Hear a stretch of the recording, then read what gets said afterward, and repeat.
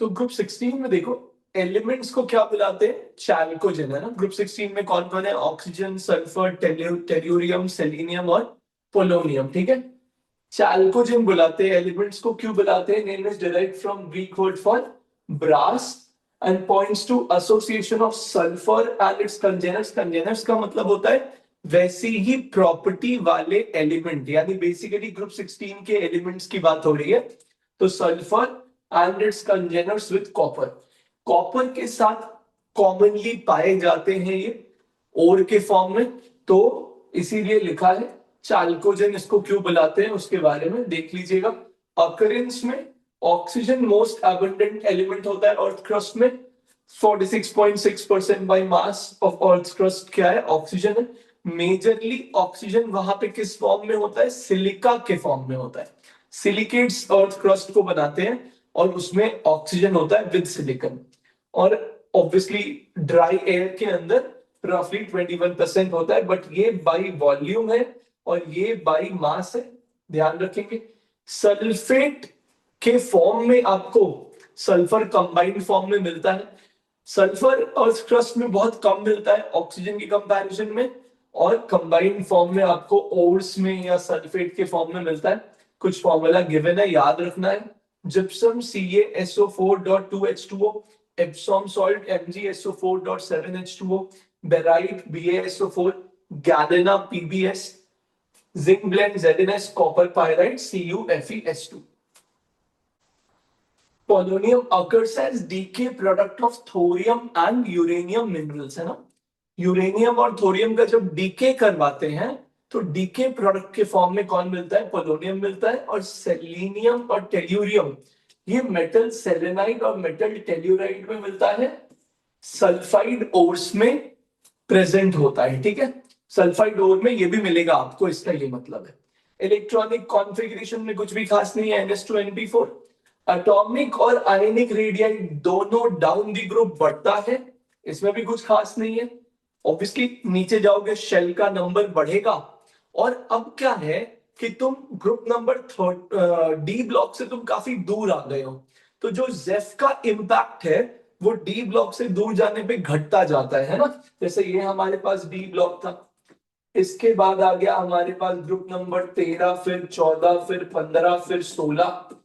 तो ये जो हमारा जेफ का इंपैक्ट है वो डी ब्लॉक से दूर जाने पे घटता जाता है, और इसीलिए जेफ का इम्पैक्ट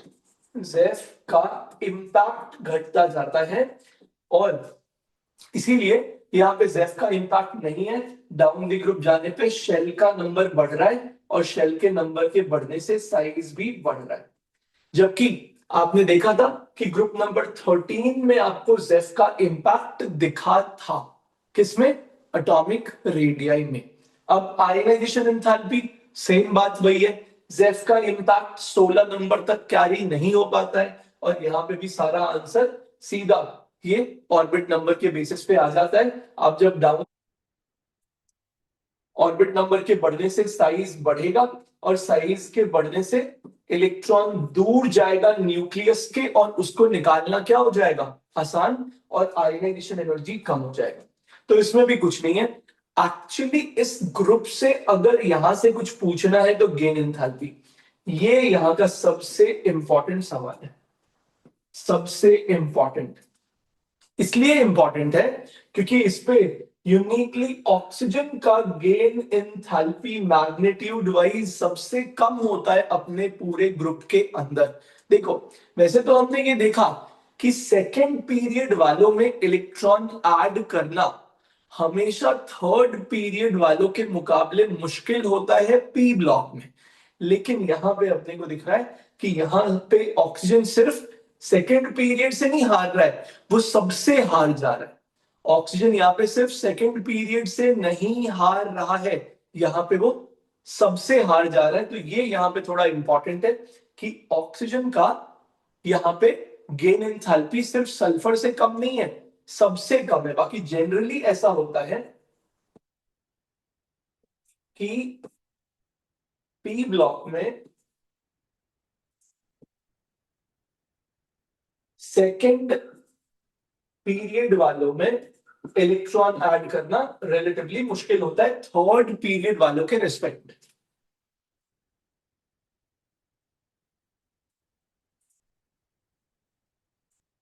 इलेक्ट्रॉन ऐड करने से ज्यादा इजीली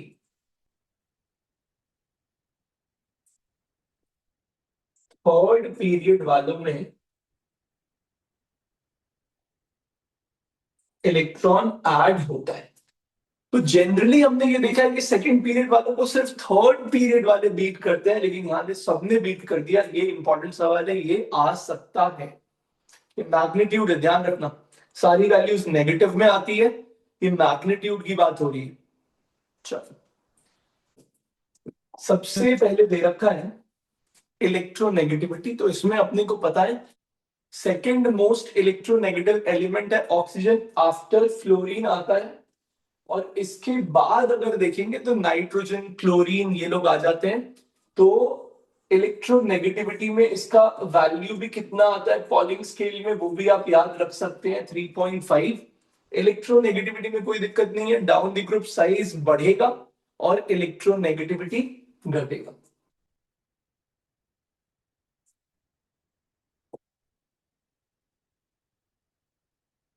डेंसिटी, अब देखो density, melting point, boiling point, इनमें थोड़ा लफड़ा है। इनमें लफड़ा ये है कि हम कौन सा ऑर्डर देखें। कौन सा ऑर्डर मतलब क्या होता है कि अब इनके बहुत सारे एलोट्रॉपिक फॉर्म हो सकते हैं, तो एक सर्टेन एलोट्रॉपिक फॉर्म के करस्पॉन्डिंग वैल्यू एनसीईआरटी में दिया हुआ है।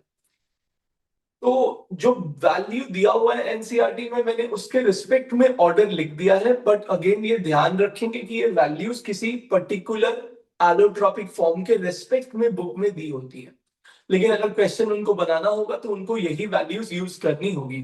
तो डेंसिटी में तो कोई दिक्कत नहीं है, डेंसिटी ऐसे भी जनरली डाउन द ग्रुप बढ़ता ही है, तो यहां भी बढ़ रहा है, कोई दिक्कत नहीं है। मेल्टिंग पॉइंट, बॉइलिंग पॉइंट में थोड़ा सा लफड़ा दिख रहा है यहाँ पे एंड पे। टेल्यूरियम और पोलोनियम में आपको दिख रहा है टेल्यूरियम का ज्यादा है। ऐसे याद रखना इजी है क्योंकि दोनों में आइडेंटिकल है, दोनों में oxygen, sulphur, selenium, tellurium polonium पे घट गया, ये दोनों में हो रहा है। ये याद रखना इसलिए इजी है। और यहाँ पे अगर आप ओवरऑल ऑर्डर लिखेंगे तो भी पोलोनियम जो है सेकंड नंबर पे आ जाता है, तो दोनों का ऑर्डर आइडेंटिकल है, इसलिए इसको यूज करने में दिक्कत नहीं होगा। ऑक्सीडेशन स्टेट, अब ऑक्सीजन इतना इलेक्ट्रोनेगेटिव है कि वो क्या प्रेफर कर रहा है, -2 प्रेफर कर रहा है। तो जनरली आपको ऑक्सीजन -2 में मिलता है। अगर कोई पेरोक्सी लिंकेज है तो वहां -1 में मिल जाता है। ऑक्सीजन +1 या +2 दिखाता है सिर्फ फ्लोरीन के साथ में। अपने को पता है ये बात कि अगर OF2 है तो O पे +2 आ जाएगा, और अगर O2F2 है तो O पे +1 आ जाएगा। तो ये हो गया। अब इनमें आप देखिएगा तो धीरे धीरे नेगेटिव ऑक्सीडेशन स्टेट इनका अनस्टेबल होता जाएगा, क्योंकि अपने को पता है कि डाउन दी ग्रुप जाने पे मेटलिक नेचर बढ़ता है। डाउन दी ग्रुप जाने पे मेटेलिक कैरेक्टर, मेटेलिक नेचर ये बढ़ता है। तो अगर मेटेलिक नेचर बढ़ता है तो नेगेटिव स्टेट की स्टेबिलिटी क्या होती जाएगी, कम होती जाएगी। नेगेटिव स्टेट की स्टेबिलिटी कम होती जाएगी नीचे जाने पे, ये बात ध्यान रखेंगे। तो इनका टेंडेंसी क्या होगा, पॉजिटिव ऑक्सीडेशन स्टेट रखने का टेंडेंसी होगा। और दूसरी बात, आपको इनॉट पेयर इफेक्ट भी पता है। आपको ये पता है इनॉट पेयर इफेक्ट की करस्पॉन्डिंग कि जो हाईएस्ट स्टेट होता है उसका स्टेबिलिटी नीचे जाने पे घटता है। तो आपको दिख रहा है कि ये तो 6 बना रहा है, ये भी 6 बना रहा है, ये भी ऑक्सीडेशन स्टेट ले रहा है, लेकिन ये तो 6 में नहीं मिल रहा है, ये 6 में नहीं मिल रहा है। मतलब क्या है, जो हायर स्टेट है उसकी स्टेबिलिटी नीचे जाने पे घट रही है, और जो लोअर स्टेट है, लोअर मतलब एकदम लोअर नहीं, 6 के लोअर, ये 4, इसकी स्टेबिलिटी ग्रेजुअली क्या हो रही होगी, नीचे जाने पे बढ़ रही होगी। This is due to inert pair effect, this is due to inert pair effect. और इंपॉर्टेंट बात क्या है कि ये जो इतने हायर स्टेट्स होते हैं इनमें आयनिक कंपाउंड बनाना पॉसिबल नहीं हो पाएगा, क्योंकि अब मान लीजिए आपको टेल्यूरियम का TeF6 बनाना है, तो ये पॉसिबल नहीं है कि यहां पे आप इसका आयनिक कंपाउंड बनाइए। क्यों पॉसिबल नहीं है, बिकॉज क्यों पॉसिबल नहीं है यहाँ पे कि TeF6 में आयनिक कंपाउंड बन पाए, क्योंकि उसको बनाने के लिए आपको टेल्यूरियम पे +6 चार्ज क्रिएट करना पड़ेगा। ऑक्सीडेशन स्टेट अलग चीज होता है, और अगर मैं ये चाहूं कि ये कंपाउंड आयनिक हो जाए तो इसके लिए मुझे टेल्यूरियम को 6 बार आयनाइज करना पड़ेगा, और उससे टेल्यूरियम पे +6 आएगा और फिर वो आयनिक कंपाउंड बना पाएगा। बट 6 बार आयनाइज करने में जो एनर्जी लगेगा वो क्या होगा, बहुत ज्यादा होगा। तो ध्यान रखेंगे, इसीलिए ये कंपाउंड जो है वो हायर स्टेट वाले कंपाउंड्स प्रीडोमिनेंटली कैसे होते हैं, कोवैलेंट होते हैं। क्योंकि ऑक्सीडेशन स्टेट तो आप +6 ला सकते हैं, लेकिन उसके ऊपर चार्ज +6 लाने के लिए 6 बार आपको क्या करना पड़ेगा, आयनाइज करना पड़ेगा, जिसमें बहुत ज्यादा एनर्जी लग जाएगा। इसीलिए इतने हायर स्टेट्स में आयनिक कंपाउंड नहीं बनता है। ऑक्सीजन, सल्फर नॉन मेटल्स है, सेलेनियम टेल्यूरियम मेटेलॉइड है, पोलोनियम मेटल है। पोलोनियम रेडियो एक्टिव मेटल होता है, ध्यान रखेंगे। इसका हाफ लाइफ कितना होता है, 13.8 डेज। अपने को ऐसे भी पता है कि आफ्टर बिस्मथ सारा एलिमेंट का सारा आइसोटोप रेडियो एक्टिव ही होता है, तो पोलोनियम भी वही लाई करता है, तो वो भी रेडियो एक्टिव ही होगा। All elements exhibit allotropy. इसमें डाउट आ जाता है कि ऑक्सीजन का एलोट्रॉप क्या है, तो ध्यान रखेंगे O2 और O3 भी एलोट्रॉप ही होता है आपस में। एलोट्रॉप का मतलब होता है डिफरेंट बॉन्डिंग। अगर बॉन्डिंग में अंतर है तो डिफरेंट एलोट्रॉप हो गया वो। तो O2 और O3 भी क्या है, एलोट्रॉपी है। तो ऑक्सीजन भी एलोट्रॉपी दिखाता है, ध्यान रखेंगे। ऐसा लगता है अपने को कि ऑक्सीजन तो सिर्फ O2 के फॉर्म में एग्जिस्ट करता है, नहीं, ऑक्सीजन O2 O3 दोनों के फॉर्म में एग्जिस्ट करता है, और ये भी एलोट्रॉप्स ही होते हैं। So all elements exhibit allotropy. Large difference in melting point and boiling point of oxygen and sulphur के मेल्टिंग और बॉइलिंग पॉइंट में डिफरेंस काफी ज्यादा है। ऐसा क्यों है, due to molecular weight. Atomicity ज्यादा है सल्फर का, उसकी वजह से उसका मॉलिक्यूलर वेट ज्यादा है, और उसकी वजह से उसका मेल्टिंग पॉइंट बॉइलिंग पॉइंट भी ज्यादा है। इसके बाद आ जाते हैं एनोमलस बिहेवियर ऑफ ऑक्सीजन। आप देखेंगे हर ग्रुप में इस बात को मेंशन किया है कि सेकेंड पीरियड वालों का बिहेवियर थर्ड पीरियड वालों के बिहेवियर से अलग है, और रीजंस ऑलमोस्ट यही यही चलते हैं। स्मॉल साइज, ऑक्सीजन में क्या है, हाई इलेक्ट्रोनेगेटिविटी भी है, और मेन रीजन एक आप ये भी कह सकते हैं, absence of D orbital. D orbital ना होने की वजह से सेकेंड पीरियड वाले एलिमेंट अपना ऑक्टेट एक्सपैंड नहीं कर सकते, जबकि थर्ड पीरियड और नीचे वाले एलिमेंट्स अपना ऑक्टेट एक्सपैंड कर सकते हैं।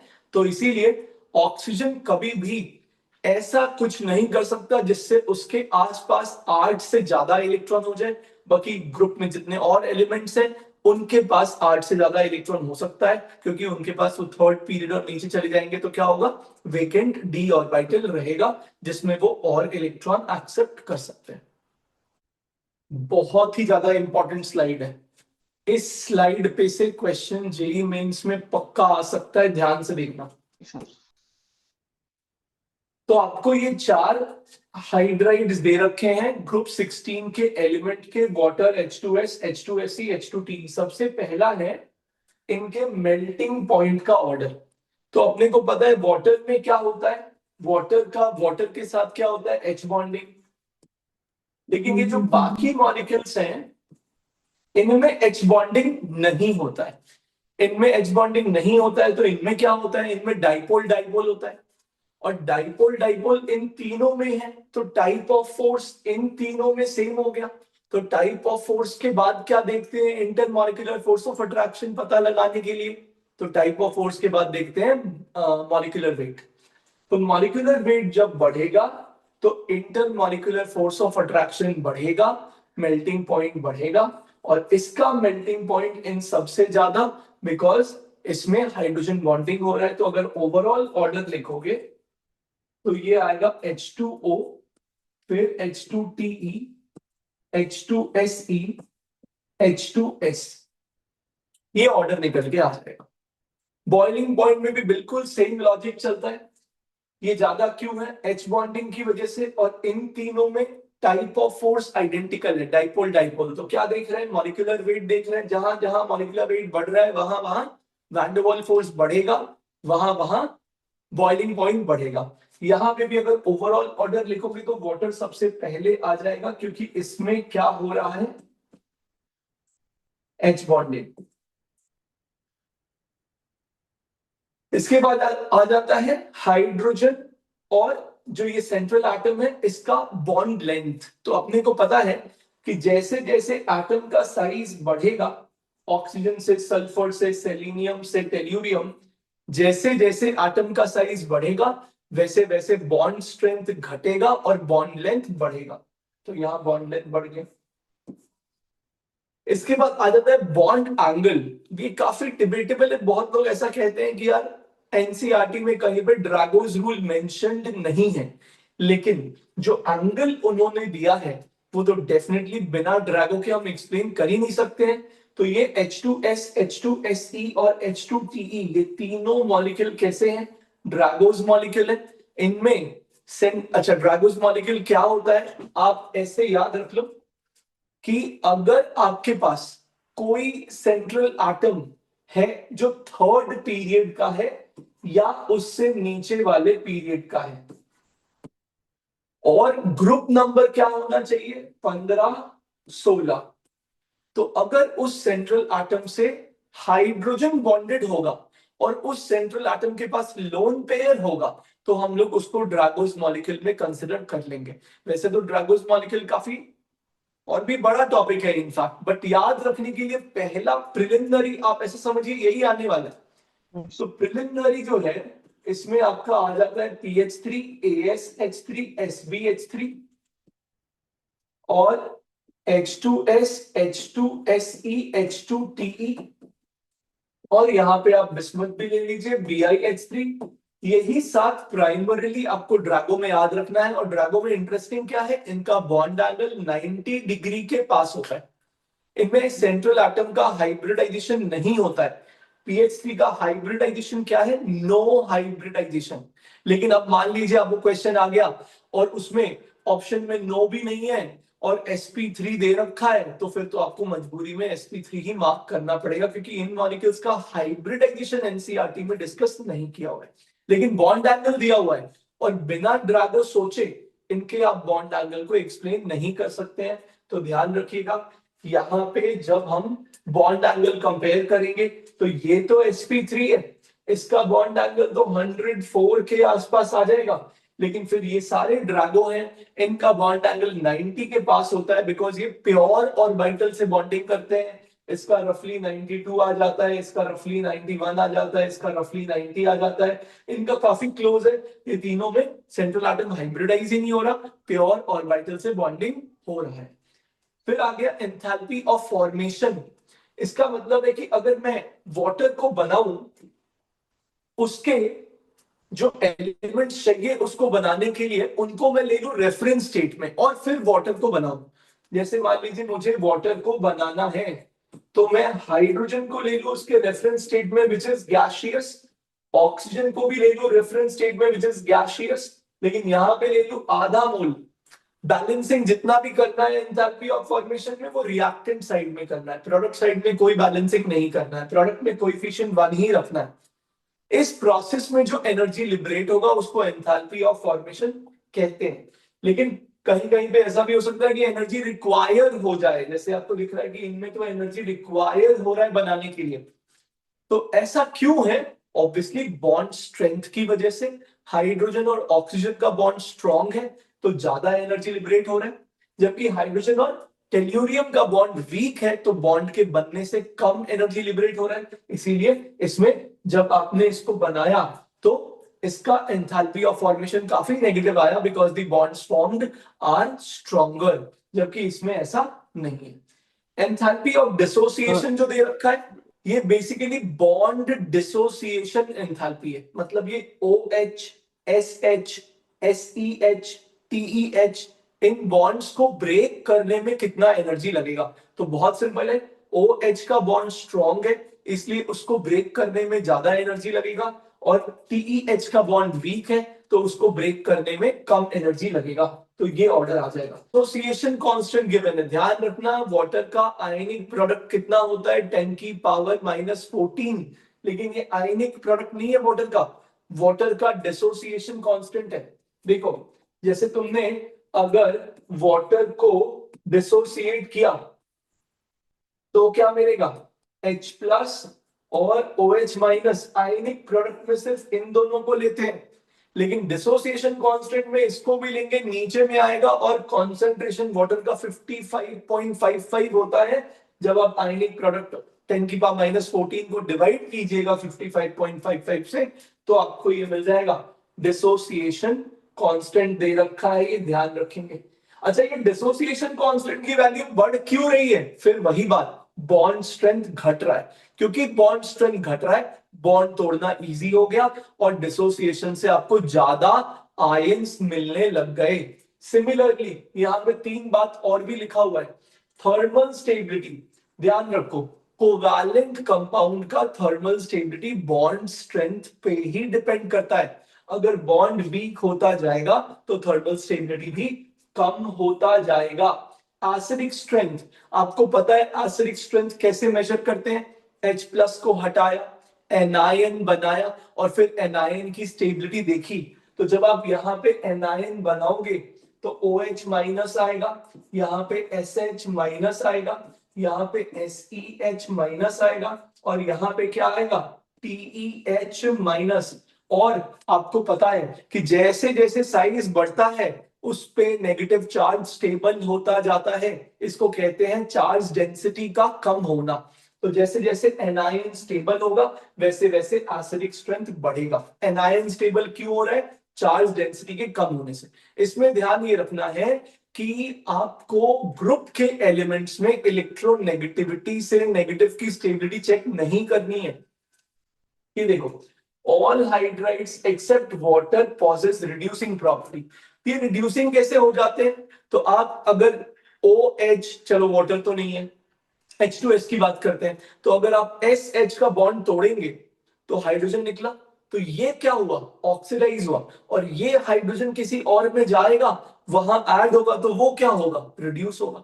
तो इनमें रिड्यूसिंग प्रॉपर्टी होती है, क्योंकि इनमें जो हाइड्रोजन है ये उसको निकाल के किसी दूसरे को रिड्यूस कर सकते हैं। और वो हाइड्रोजन को निकालना आसान कहाँ है? जहां पे बॉन्ड वीक है, और वो कौन सा है? H2T। इसीलिए reducing character increases down the group. Reducing character increases down the group because bond weak होता जा रहा है। कि जब तू KW लिखता है ना, तो वो आता है H+ into OH minus, and this is 10⁻⁻14।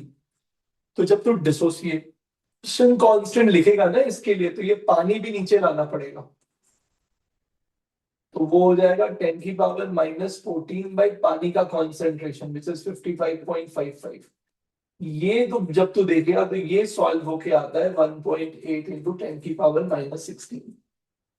तो अब हम लोग देखते हैं रिएक्टिविटी विथ ऑक्सीजन। अगर आप इनका ग्रुप 16 के एलिमेंट्स का ऑक्सीजन से रिएक्शन करवाइएगा तो ऑक्सीजन इनसे ज्यादा इलेक्ट्रोनेगेटिव है, तो इन पे क्या आएगा? पॉजिटिव ऑक्सीडेशन स्टेट आएगा। पॉजिटिव ऑक्सीडेशन स्टेट पे इन पे क्या क्या आ सकता है? +2, +4, +6 आ सकता है।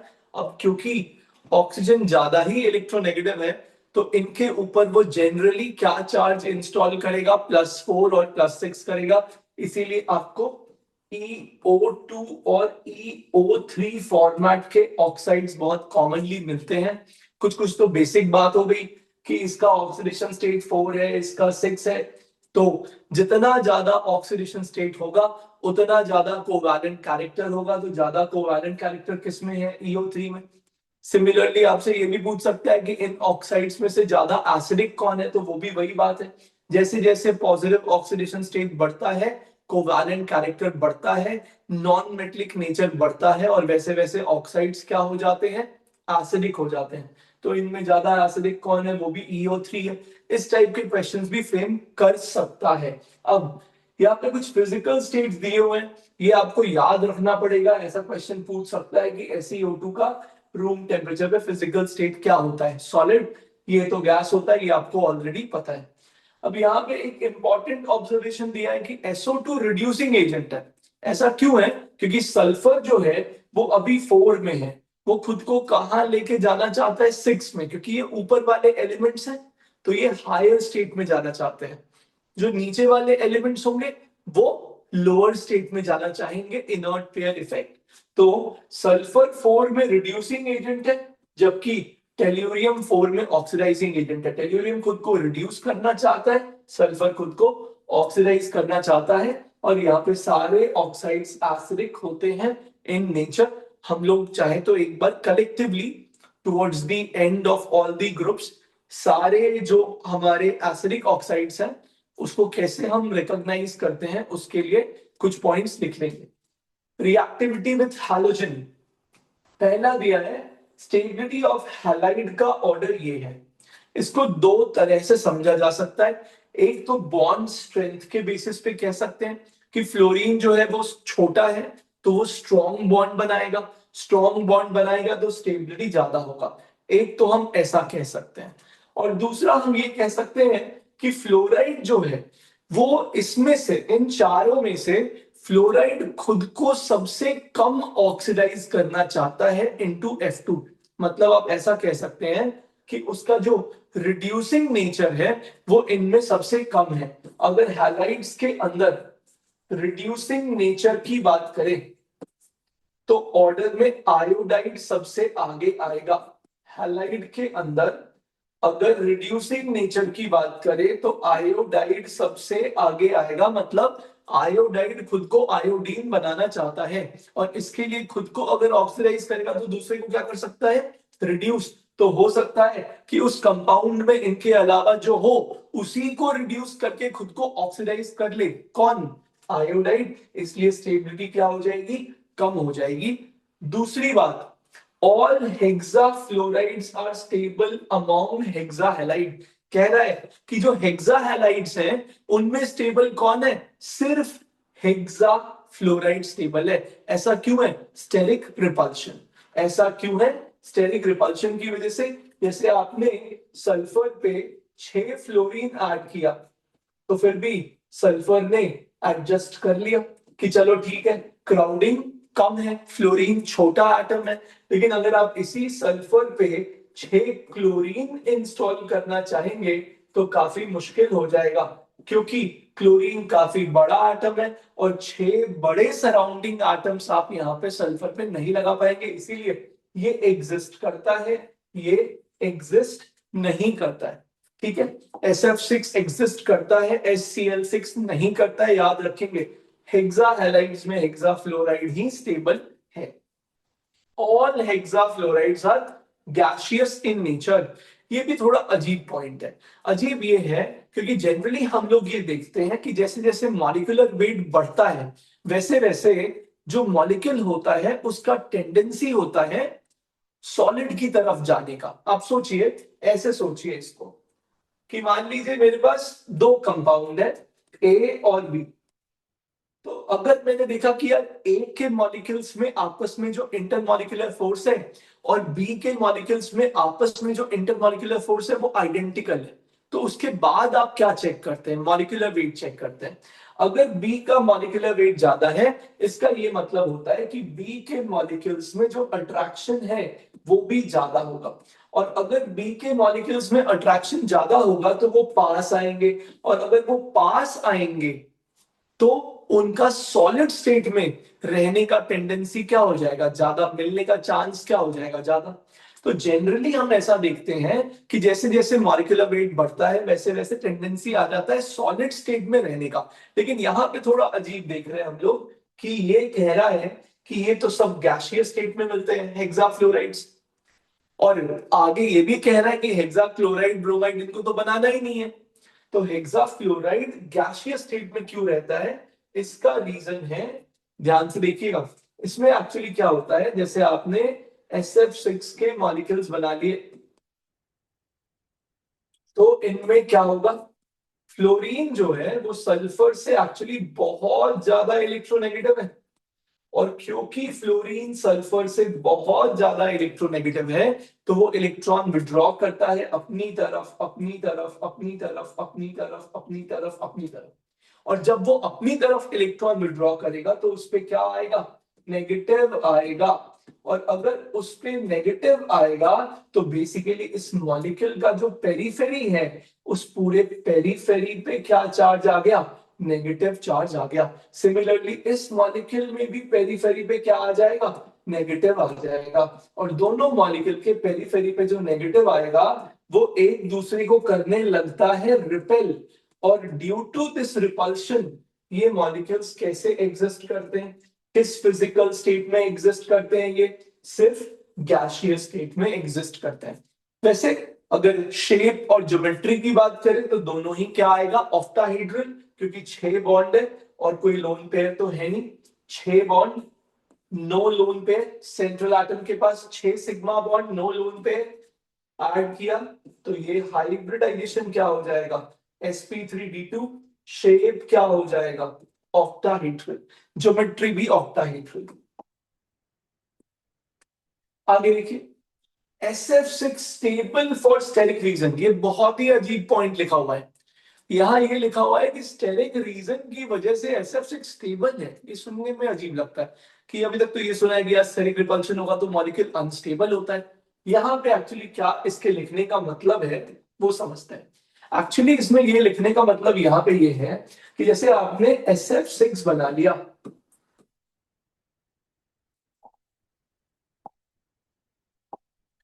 जैसे आपने SF6 बना लिया, ठीक है।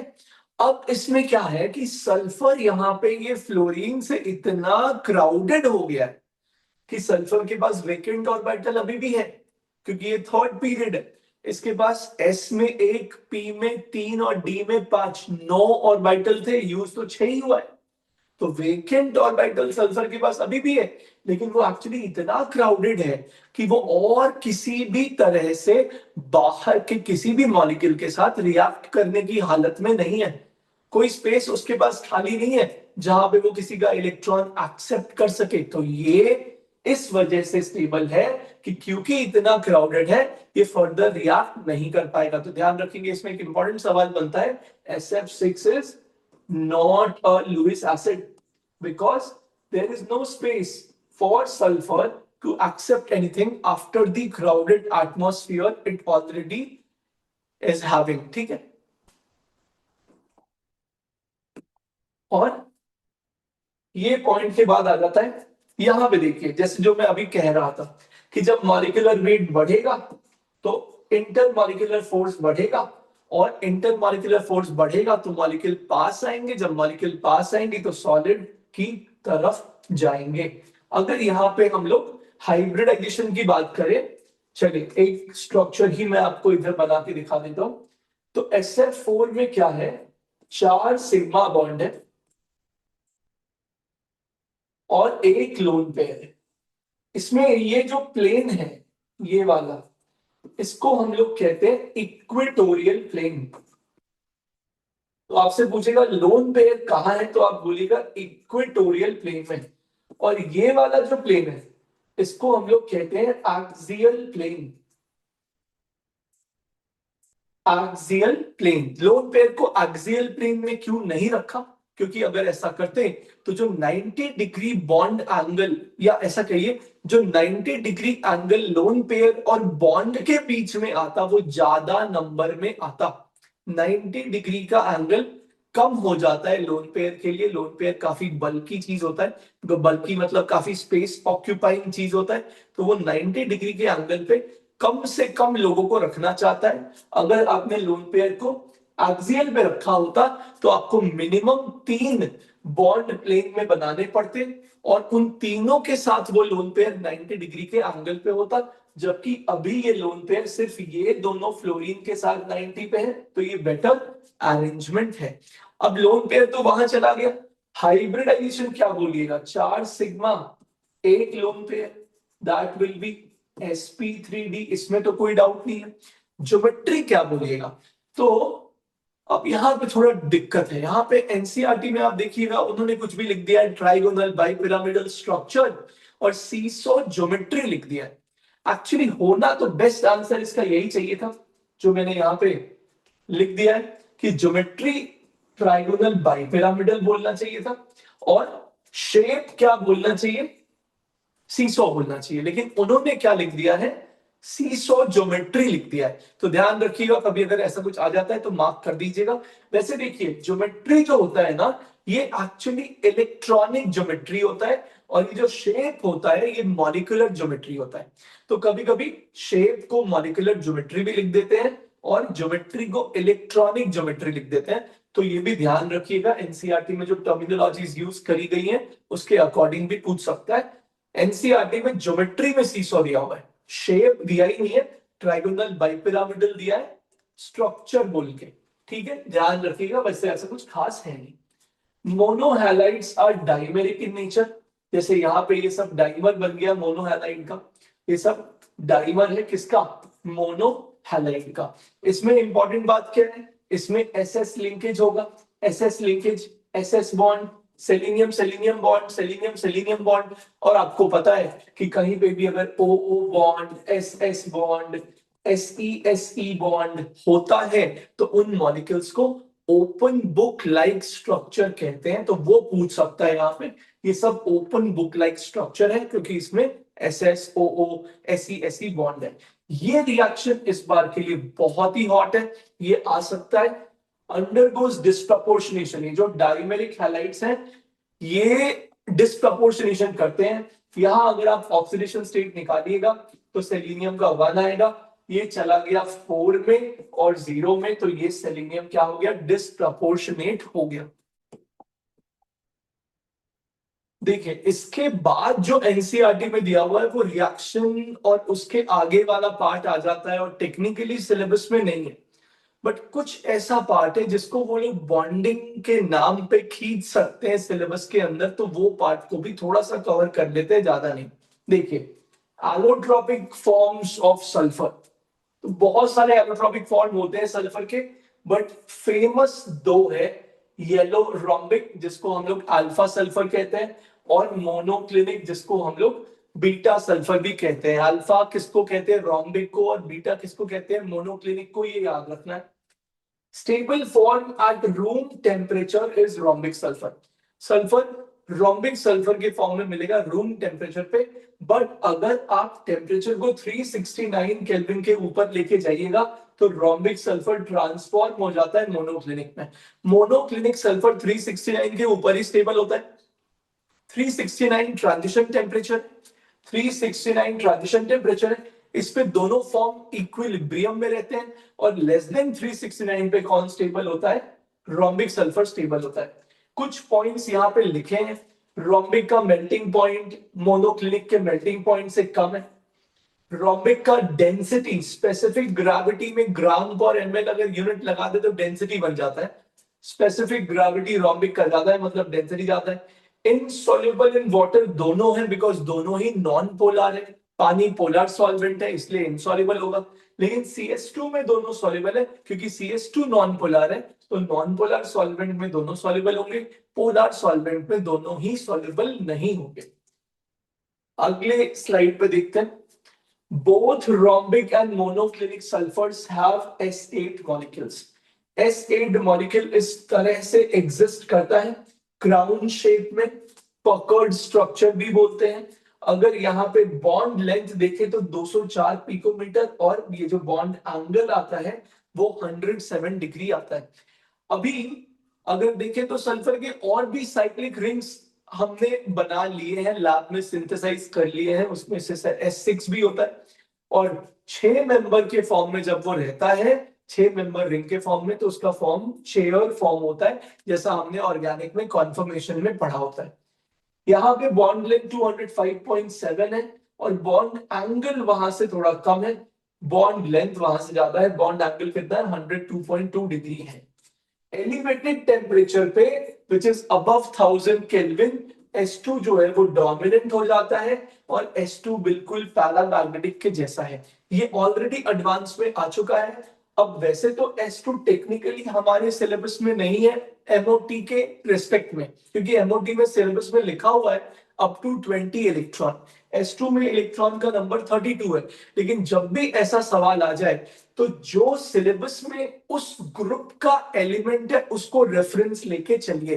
तो आप O2 को रेफरेंस लेके चलिए। जब आप O2 की बात करते हैं तो इसका कॉन्फ़िगरेशन आता है sigma 1s2, sigma star 1s2, sigma 2s2, sigma star 2s2, sigma 2pz2, पाई 2px, पाई 2py, दोनों में 2 2, और pi star 2px, pi star 2py, दोनों में 1 1। यहां पे अनपेयर्ड इलेक्ट्रॉन होने की वजह से पाई स्टार में O2 कैसा होता है, पैरामैग्नेटिक होता है। पर ध्यान रखेंगे S2 एग्जैक्टली ऐसा लिखा जाएगा ये जरूरी नहीं है, क्योंकि O2 में sp मिक्सिंग नहीं होता लेकिन S2 में होता है। वैसे अगर आपसे पूछे तो इतना नहीं सोचना है, आपसे पूछे तो आपको सीधा बोलना है S2 क्या है, पैरामैग्नेटिक। और आपसे अगर ये भी पूछ ले तो ये भी आप कह दीजिएगा कि उसका अनपेयर्ड इलेक्ट्रॉन कहां पे एग्जिस्ट करता है, O2 के जैसे पाई स्टार में एग्जिस्ट करता है, ये भी बता सकते हैं। Oxo acids of sulphur technically again जो रिएक्शन वाला पार्ट है उसके बाद दिया हुआ है, लेकिन अगेन बॉन्डिंग के अंदर इसको कंसिडर करके गिना जा सकता है।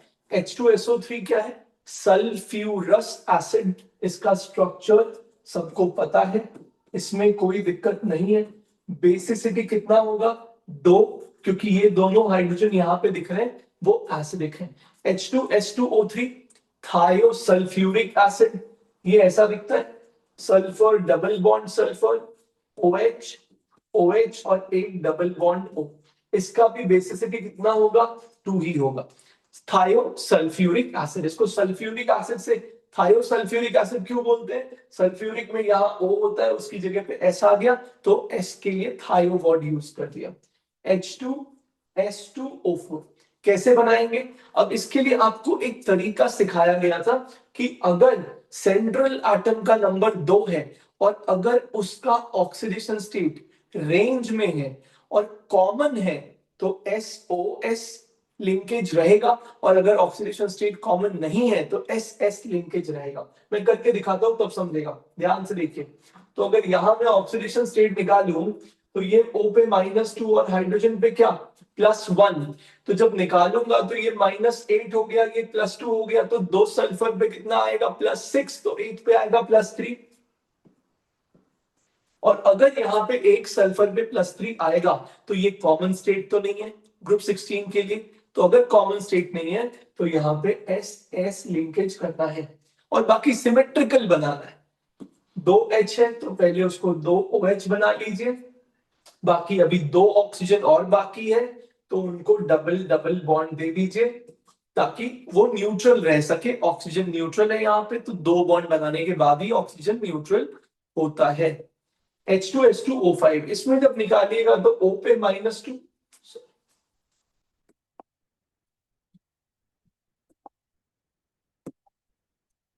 H2S2O5 इस पे निकालिएगा तो O पे -2, H पे 1, और फिर आप देखिएगा तो यहाँ पे सल्फर पे निकालने पे 4 आ जाए। जब सल्फर पे 4 आएगा तो आपको लगेगा कि हाँ ये तो कॉमन स्टेट है, और अगर ये कॉमन स्टेट है तो क्या करें, SOS कर दें। तरीके से तो लग रहा है कि SOS होना चाहिए, लेकिन ध्यान रखिएगा ये 2 मॉलिक्यूल बहुत भयानक है, H2S2O3 और H2S2O5। ये आपको याद रखना है, ये आपको ट्रिक से लगेगा कि SOS होना चाहिए लेकिन ये SOS वाले स्ट्रक्चर्स नहीं है, ध्यान रखिएगा। ऐसे भी याद कर सकते हैं इनफैक्ट कि अगर odd number of surrounding atom है तो SOS होता है, लेकिन इन दोनों में नहीं, इनके अलावा बाकी सब में। इन दोनों में नहीं होता, इसमें SS लिंकेज ही होगा। ये रूल से नहीं आता है, याद रखिएगा, ये स्ट्रक्चर याद ही रखना पड़ेगा। 2 OH है, एक एक दोनों साइड में लगा दीजिए, उसके बाद 3 ऑक्सीजन बचा तो 3 डबल बॉन्ड लगा दीजिए, एक सल्फर का 4 ही बॉन्ड बना तो उसके पास एक लोन पेयर बच गया। ये जो यहां दे रखा है इसको कहते हैं thionic acid series. Thionic acid series, इसका जो पहला मेंबर है H2S2O6। अब यहां पे फिर से आप रूल लगा लीजिए, O पे -2, हाइड्रोजन पे 1, सब निकाल के देखिएगा तो सल्फर पे 5 आ जाएगा, ये कॉमन स्टेट नहीं है तो आपको सल्फर सल्फर का लिंकेज बनाना है, 2H का मतलब 2OH, बाकी बच गया 4 ऑक्सीजन, तो 2 इधर 2 उधर, और डबल डबल क्यों, ताकि ऑक्सीजन न्यूट्रल रह सके। 2 बॉन्ड बनाने वाला ऑक्सीजन ही न्यूट्रल रहता है, बताया था कहां पे, केमिकल बॉन्डिंग वाले लेक्चर में देख लीजिएगा। इसी में अगर S3 हो जाएगा तो बीच में सल्फर आएगा, S4 हो जाएगा तो बीच में 2 सल्फर आ जाएगा, और वो मॉलिक्यूल बहुत इंपॉर्टेंट है, इसमें दिया नहीं है लिस्ट में, मैं यहां लिख देता हूं, H2S2, सॉरी,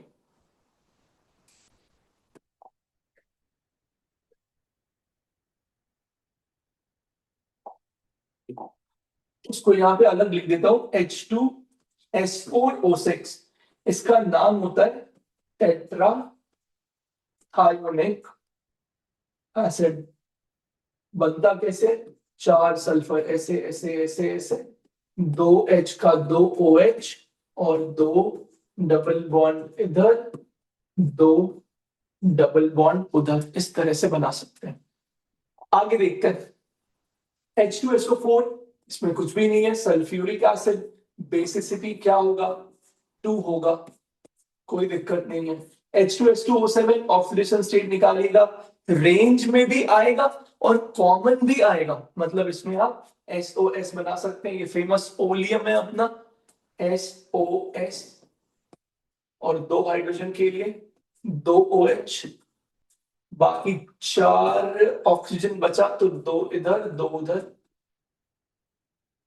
H2SO5, इसका कॉमन नेम याद रख सकते हैं, इसको कैरोज एसिड बोलते हैं।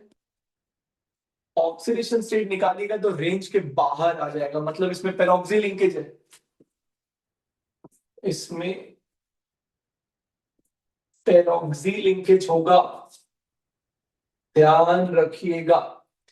मार्शल्स एसिड H2S2O8 क्या बुलाते हैं इसको, मार्शल्स एसिड, ध्यान रखिएगा। इसमें भी जब आप ऑक्सीडेशन स्टेट निकालिएगा तो आउट ऑफ रेंज आएगा, और इसका मतलब इसमें भी पेरोक्सी लिंकेज होगा, लेकिन अगर 2 सेंट्रल एटम आ गया तो पेरोक्सी लिंकेज उन 2 सेंट्रल एटम्स के बीच में होता है, ऐसा बन जाएगा, SOOS, 2 हाइड्रोजन के लिए 2OH, और 4 ऑक्सीजन के लिए 2 डबल इधर, 2 डबल इधर, तो ये सब हो गया।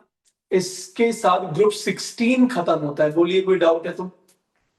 देखो, तो ग्रुप 17 को क्या बोलते हैं, हैलोजन। हैलोजन क्यों बोलते हैं, क्योंकि हैलो मतलब होता है सॉल्ट, और ये जो जेन है ये होता है बॉर्न, तो सॉल्ट प्रोड्यूसर, सॉल्ट बनाने के लिए इनको यूज करते हैं, इसके लिए इनको कहते हैं हैलोजन। इनका जो अकरेंस है उसके बारे में कुछ कुछ फॉर्मूला दे रखा है, याद रखना है, फ्लोरस्पार, क्रायोलाइट, फ्लोर एपेटाइट, और कार्नलाइट। कार्नलाइट पहले कहां देखा था, डबल सॉल्ट में। फ्लोर एपेटाइट का वेरिएशन भी देख रखा है हमने, अगर यहाँ पे फ्लोरीन है तो फ्लोर एपेटाइट, यहाँ पे अगर क्लोरीन लगा दिया तो क्लोर एपेटाइट, और यहाँ पे OH लगा दिया तो हाइड्रोक्सी एपेटाइट। तो ये 3 फॉर्मेट में मिल सकता है, ये भी हम लोगों ने देख रखा है। बाकी तो रेडियो एक्टिव आइसोटोप्स किसी किसी के हो भी सकते हैं, नहीं भी हो सकते हैं। एस्ट्रिटीन क्या होता है, रेडियो एक्टिव होता है, मतलब यह है कि एस्ट्रिटीन का सारा आइसोटोप ही रेडियो एक्टिव होता है। यहां पे एटॉमिक और फिजिकल प्रॉपर्टीज का जो एनसीईआरटी वाला टेबल दे रखा है वो यहाँ पे रख दिया है, अब इसको इसमें से ध्यान से देख लेंगे, हो जाएगा, बहुत इंपॉर्टेंट है। देखिए, पहले आपको दिया एटॉमिक नंबर, इसमें तो कुछ नहीं है, एटॉमिक नंबर तो सबका याद होना ही चाहिए आपको। एटॉमिक मास, उसमें भी कुछ नहीं है, क्वेश्चन में अगर कभी एटॉमिक मास का जरूरत पड़ेगा तो वो क्वेश्चन में दिया होता है। Electronic configuration, I don't think कोई चैलेंज है। इलेक्ट्रॉनिक कॉन्फ़िगरेशन NH2 NP5 होगा, इसमें N क्या होता है, पीरियड नंबर। कोवैलेंट रेडियस कोई दिक्कत नहीं है, डाउन द ग्रुप बढ़ रहा है। आयनिक रेडियस की अगर बात करें तो आयनिक रेडियस भी डाउन द ग्रुप बढ़ रहा है। अच्छा, यहाँ पे आयनिक रेडियस किसका दिया है, X माइनस का दिया है, आयनिक रेडियस X माइनस का दिया है। आपको याद होगा ग्रुप 13 में आयनिक रेडियस का ऑर्डर और कोवैलेंट रेडियस का ऑर्डर अलग होता है। यहां पे दोनों का ऑर्डर सेम है। ग्रुप 13 में एल्यूमिनियम और गैलियम में कोवैलेंट रेडियस का ऑर्डर अलग होता है, लेकिन जब आप उनके आयंस को कंपेयर करते हैं तो आयनिक रेडियस का ऑर्डर अलग होता है। ध्यान से याद कर लेंगे उसको, यहां तो कुछ भी इंपॉर्टेंट नहीं है पूछने के लिए। ये सब डाउन द ग्रुप बढ़ रहा है जो कि नॉर्मल है। अगला है आयनाइजेशन एंथैल्पी। आयनाइजेशन एंथैल्पी भी कोई प्रॉब्लम नहीं दे रहा, डाउन द ग्रुप घट रहा है। ऐसा क्यों हो रहा है तो आप खुद सोचिए। आप डी ब्लॉक से बहुत दूर आ चुके हैं, जेफ का इंपैक्ट खत्म हो चुका है, तो यहाँ पे सिर्फ साइज के बेसिस पे ही देखना है, और डाउन द ग्रुप जाने पे साइज बढ़ रहा है, इसलिए आयनाइजेशन एंथैल्पी घट रहा है। इलेक्ट्रॉन गेन एंथैल्पी, ये थोड़ा सा इसमें इंटरेस्टिंग है। ये जो ग्रुप 17 है, तो ग्रुप 17 के एलिमेंट्स का इलेक्ट्रॉन गेन एंथैल्पी सबसे ज्यादा होता है।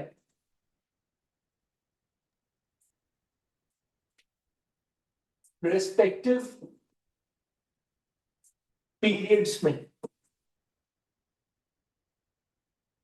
इनका गेन एंथैल्पी बहुत ज्यादा होता है, बिकॉज जब ये एक इलेक्ट्रॉन एक्सेप्ट करते हैं तो इनका कॉन्फ़िगरेशन नोबल गैस जैसा हो जाता है। अब यहां पे भी आपको एक चीज दिख रहा है कि अगर हम वैल्यूज कंपेयर करें, मैग्नीट्यूड कंपेयर करें यहां पे, तो यहां पे सबसे ज्यादा मैग्नीट्यूड इलेक्ट्रॉन गेन एंथैल्पी का किसका है? क्लोरीन का है। ध्यान रखेंगे, वेरी इंपॉर्टेंट, क्लोरीन का गेन एंथैल्पी फ्लोरीन से ज्यादा होता है। उसके बाद आता है ब्रोमीन, उसके बाद आता है आयोडीन। ऑक्सीजन वाले में हमने देखा था, ग्रुप 16 में हमने देखा था कि ऑक्सीजन सिर्फ सल्फर से नहीं हारता, सबसे हार जाता है, लेकिन यहाँ पे फ्लोरीन सिर्फ क्लोरीन से हारता है। ऐसा क्यों होता है? तो ये तो बहुत ही ऑब्वियस है। क्लोरीन का जो आउटर शेल है ये सेकेंड शेल है, जबकि क्लोरीन का outer shell third shell. Third shell में स्पेस ज्यादा होगा, इलेक्ट्रॉन डेंसिटी कम होगा, तो उसमें आप आसानी से एक और इलेक्ट्रॉन ऐड कर सकते हैं। लेकिन सेकेंड शेल में एक और इलेक्ट्रॉन ऐड करना थोड़ा मुश्किल होगा, क्योंकि ऑलरेडी छोटे शेल में 7 वैलेंस इलेक्ट्रॉन बैठे हैं, एक और आपको ऐड करना है। तो क्योंकि high electron density already exist कर रहा है, तो इलेक्ट्रॉन को ऐड करना मुश्किल होगा in case of fluorine than in chlorine. तो ये ध्यान रखेंगे। इलेक्ट्रोनेगेटिविटी यहां पे बड़ा ही एक अजूबा वैल्यू दिया हुआ है, 3.2 दिया है क्लोरीन का, जबकि एनसीईआरटी ने जो पीरियोडिक प्रॉपर्टीज वाला बुक है उसमें क्लोरीन का इलेक्ट्रोनेगेटिविटी 3 दिया हुआ है। अगर यहां से आप कंपेयर करेंगे तो क्लोरीन का नाइट्रोजन से ज्यादा है, जबकि एनसीईआरटी ने पीरियोडिक में क्लोरीन और नाइट्रोजन दोनों को इक्वल बताया हुआ है। तो ध्यान रखेंगे, हम लोग कोई भी डेटा पीरियोडिक वाला यूज नहीं करते हैं, जो ब्लॉक के अंदर दिया होता है उसी को यूज करते हैं। तो याद रखेंगे, ज्यादा इलेक्ट्रोनेगेटिविटी किसका है? नाइट्रोजन का या क्लोरीन का? क्लोरीन का। यहां से देख सकते हैं आप, थोड़ा ज्यादा होता है, नाइट्रोजन का 3.16 दिया है और क्लोरीन का 3.2 दिया है। तो इलेक्ट्रोनेगेटिविटी ज्यादा किसका हुआ? क्लोरीन का। देखिए भाई, तो हम लोग इलेक्ट्रोनेगेटिविटी पे आ गए। Electronegativity fluorine, chlorine, bromine, iodine, astatine, उनका दे रखा है 4, 3.2, 3, 2.7, 2.2। अपने को दिख रहा है कि जैसे जैसे हम डाउन द ग्रुप जा रहे हैं वैसे वैसे इलेक्ट्रोनेगेटिविटी कम हो रहा है। ध्यान रखिएगा, पीरियोडिक वाले एनसीईआरटी के अंदर इलेक्ट्रोनेगेटिविटी क्लोरीन का 3 दे रखा है, यहाँ 3.2 दे रखा है। कौन सा एक्यूरेट है? यही वाला मानना है, जो भी ब्लॉक में दे रखा है उसी को एक्यूरेट मानना है। और डाउन द ग्रुप जाने पे साइज बढ़ रहा है, और साइज के बढ़ने से इलेक्ट्रोनेगेटिविटी घट रहा है, इस बात का ध्यान रखेंगे, कोई खास बात नहीं है। हाइड्रेशन एंथैल्पी, इलेक्ट्रोनेगेटिविटी हम लोग सब समझते हैं, तो उसमें कोई दिक्कत नहीं होना चाहिए। It is the tendency to attract shared pair of electron. Hydration enthalpy क्या होता है? तो हाइड्रेशन के बारे में हमने सुन रखा है कि it is proportional to charge by size ratio. तो डाउन द ग्रुप जाएंगे, साइज बढ़ेगा तो हाइड्रेशन कम होगा, और हाइड्रेशन कम होने से जो एनर्जी लिबरेट होगी हाइड्रेशन की वजह से वो भी कम लिबरेट होगी। तो हाइड्रेशन एंथैल्पी आपको कम होता हुआ दिखाई दे रहा है। लेकिन यहाँ पे आपको गैप भी बहुत ज्यादा दिख रहा है। वो इसलिए है क्योंकि आप जानते हैं कि फ्लोराइड का साइज बहुत छोटा होता है। In fact fluoride is the smallest anion, और अगर ये स्मॉलेस्ट एनायन है तो इसका हाइड्रेशन एंथैल्पी सिग्निफिकेंटली बाकियों से ज्यादा होना चाहिए। अच्छा, ये भी ध्यान रखेंगे ये जो हाइड्रेशन एंथैल्पी है ये भी सारा नेगेटिव में आएगा, क्योंकि हाइड्रेशन होने से भी एनर्जी लिबरेट होता है। आगे हैलोजेंस के ऊपर दे रखा है, इनके प्रॉपर्टीज को कंपेयर किया है, F2Cl2 Br2I2। पहले तो ये याद रखेंगे रूम टेम्परेचर पे ये गैस होता है, रूम टेम्परेचर पे ये भी गैस होता है, रूम टेम्परेचर पे ये लिक्विड होता है, और रूम टेम्परेचर पे ये सॉलिड होता है। ऐसा क्यों है? तो अपने को पता है कि इन चारों में जो टाइप ऑफ फोर्स है वो आइडेंटिकल है। इन सब में कौन सा फोर्स लग रहा है? London dispersion force. और क्योंकि टाइप ऑफ फोर्स आइडेंटिकल है तो आप क्या देखेंगे? Molecular weight. तो डाउन द ग्रुप जाने पे मॉलिक्यूलर वेट बढ़ रहा है, जिसकी वजह से वैन डर वाल फोर्स बढ़ रहा है, और वैन डर वाल फोर्स के बढ़ने से इंटरैक्शन बढ़ रहा है मॉलिक्यूल्स के बीच में, और इंटरैक्शन के बढ़ने से वो पास आ रहे हैं, और उनके पास आने से जो फिजिकल स्टेट है वो गैस से लिक्विड से सॉलिड की तरफ जा रहा है। कोई खास बात नहीं है, बहुत सिंपल है। यही चीज आप मेल्टिंग और बॉइलिंग पॉइंट में भी देख पा रहे हैं, यहाँ भी वही हो रहा है। ये मेल्टिंग पॉइंट भी आपको बढ़ता हुआ दिख रहा है। सेम लॉजिक आप लगा सकते हैं, जो इंटरमॉलिक्यूलर फोर्स ऑफ अट्रैक्शन है मॉलिक्यूल्स के बीच में वो बढ़ रहा है। बॉइलिंग पॉइंट भी आपको बढ़ता हुआ दिख रहा है। Same logic, intermolecular force of attraction बढ़ रहा है मॉलिक्यूल्स के बीच में due to increase in surface area कह सकते हैं, या इंक्रीज इन मॉलिक्यूलर वेट कह सकते हैं, एक ही बात है। डेंसिटी, डेंसिटी भी बढ़ रहा है डाउन द ग्रुप। एकदम वही लॉजिक है, इंटरमॉलिक्यूलर फोर्स ऑफ अट्रैक्शन बढ़ेगा तो चीजें पास आएंगी, और जब चीजें पास आएंगी तो क्या बोलेंगे? डेंसिटी बढ़ गई। डिस्टेंस, ये और बॉन्ड एंथैल्पी, यहाँ पे यही सवाल है जो बहुत ही इंटरेस्टिंग है। तो ध्यान से देखिएगा, बॉन्ड डिसोसिएशन एंथैल्पी की अगर मैं बात करूं तो अपने को दिख रहा है कि नहीं, फ्लोरीन का बॉन्ड डिसोसिएशन एंथैल्पी मैक्सिमम नहीं है, जबकि होना चाहिए था। अपने को ऐसा लग रहा है कि फ्लोरीन में जो साइज है एटम का वो कम है, और साइज कम होने से बॉन्ड स्ट्रेंथ ज्यादा होना चाहिए था। और अगर बॉन्ड स्ट्रेंथ ज्यादा होगा तो बॉन्ड डिसोसिएशन एंथैल्पी भी क्या होगा? ज्यादा होगा। ऐसा अपने को लगता है, लेकिन यहाँ पे अपने को दिखाई नहीं दे रहा।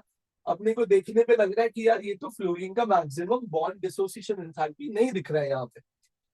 ऐसा क्यों है? तो देखिए होता क्या है कि साइज तो फ्लोरीन में कम ही था, और साइज के कम होने से बॉन्ड स्ट्रेंथ ज्यादा और बॉन्ड लेंथ कम हुआ। और जब बॉन्ड लेंथ कम हुआ तो एक्चुअली फ्लोरीन के एटम्स पास आ गए, और उनके लोन पेयर में क्या होने लग गया? रिपल्शन। उनके लोन पेयर में क्या होने लग गया? रिपल्शन होने लग गया। और ये लोन पेयर रिपल्शन की वजह से इवेंचुअली बॉन्ड क्या हो गया? वीक हो गया। इवेंचुअली बॉन्ड वीक हो गया, और जो इवेंचुअली आप देखोगे कि बॉन्ड डिसोसिएशन एंथैल्पी है वो कम हो गया due to lone pair repulsion. तो याद रखेंगे कि इसमें जो बॉन्ड डिसोसिएशन एंथैल्पी आता है, वेरी वेरी इंपॉर्टेंट, उसका ऑर्डर होता है Cl2Br2 F2I2। F2 का बॉन्ड डिसोसिएशन एंथैल्पी सिर्फ क्लोरीन से नहीं, ब्रोमीन से भी कम होता है। लेकिन ये भी ध्यान रखेंगे कि एक जो हम लोग बचपन में पढ़ते थे कि बॉन्ड स्ट्रेंथ और बॉन्ड लेंथ इनवर्सली है, अगर बॉन्ड स्ट्रेंथ कम होगा तो बॉन्ड लेंथ ज्यादा होगा, ये हमेशा वैलिड नहीं होता है। यहाँ दिख रहा है कि बॉन्ड डिसोसिएशन एंथैल्पी तो कम है इसका, तो इसका बॉन्ड लेंथ ज्यादा होना चाहिए। नहीं, इसका बॉन्ड लेंथ भी कम है, क्योंकि एक्चुअली इसका बॉन्ड डिसोसिएशन एंथैल्पी कम हुआ है लोन पेयर रिपल्शन की वजह से। और वो ज्यादा क्यों हुआ? लोन पेयर रिपल्शन ज्यादा क्यों था? क्योंकि बॉन्ड लेंथ कम था। तो एक्चुअली बॉन्ड लेंथ जो है उसका ऑर्डर साइज से ही आ रहा है। साइज कम तो बॉन्ड स्ट्रेंथ ज्यादा होना चाहिए था, एटम्स पास आ गए, बॉन्ड लेंथ ज्यादा हो गया।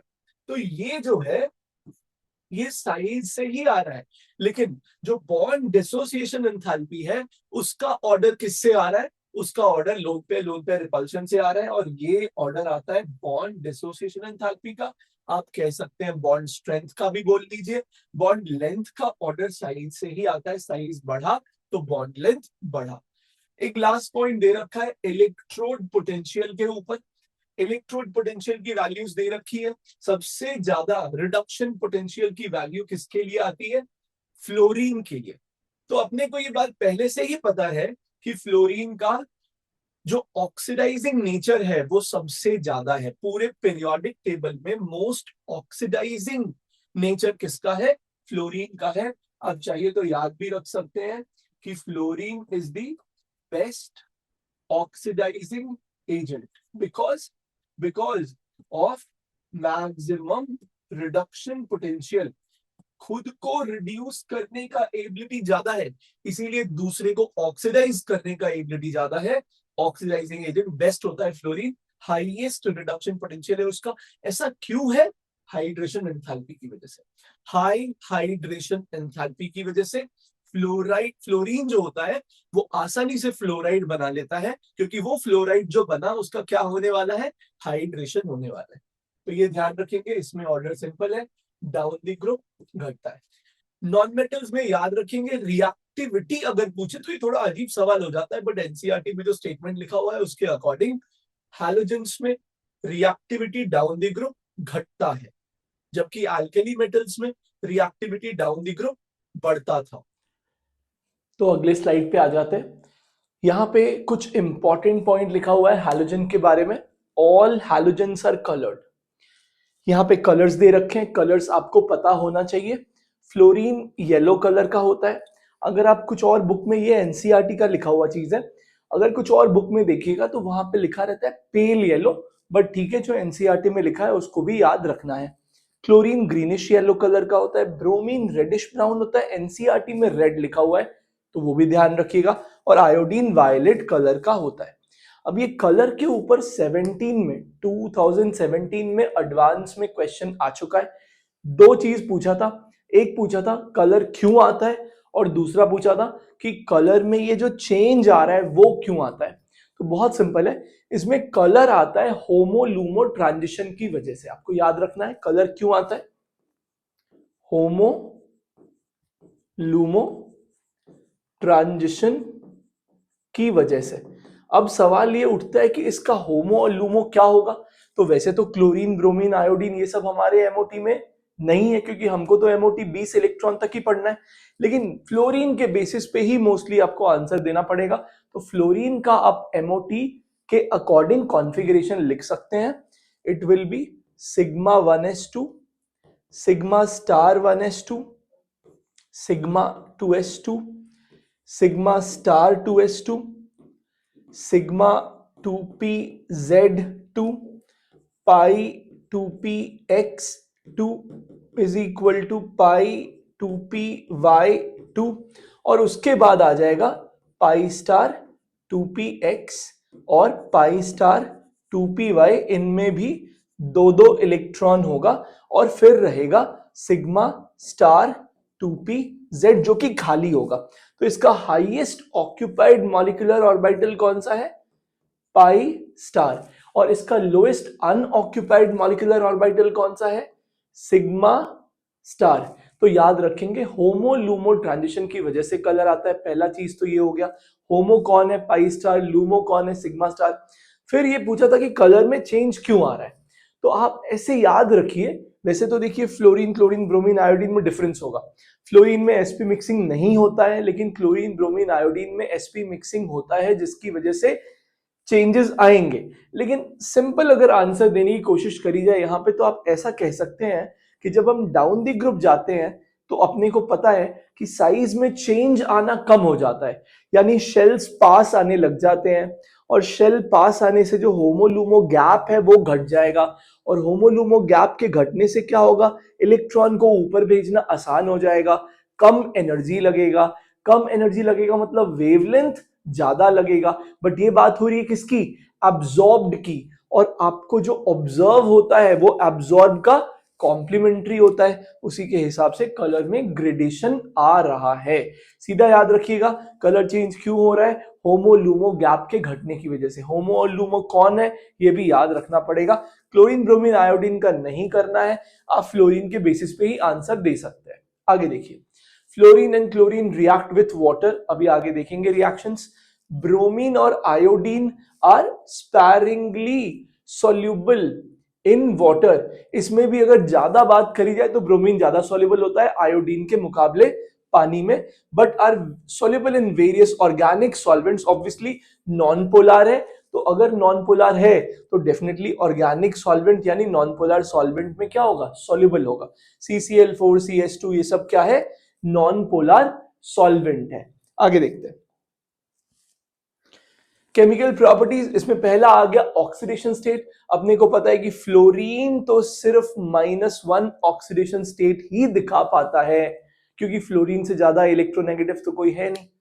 फ्लोरीन बॉन्ड भी सिर्फ सिंगल बनाता है, तो वो सिर्फ -1 दिखा पाता है। लेकिन जो बाकी हैलोजेंस हैं वो -1 के अलावा पॉजिटिव ऑक्सीडेशन स्टेट भी दिखा लेते हैं, क्योंकि उनसे ज्यादा इलेक्ट्रोनेगेटिव एलिमेंट होता है। कौन, तो मोस्टली जब ये कंबाइन होते हैं ऑक्सीजन और फ्लोरीन के साथ, तब ये दिखाते हैं पॉजिटिव ऑक्सीडेशन स्टेट।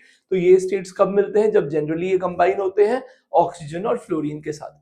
हाँ, ये कॉमन स्टेट्स है, आपको बीच के ये जो अनकॉमन स्टेट्स हैं ये भी दिखाई दे सकता है, occur in oxides and oxo acids of chlorine and bromine. ठीक है, fluorine is the strongest oxidizing agent, अपने को ऑलरेडी पता है उसका रिडक्शन पोटेंशियल मैक्सिमम है, and it oxidizes other halide ions in solution और इवन इन सॉलिड फेज।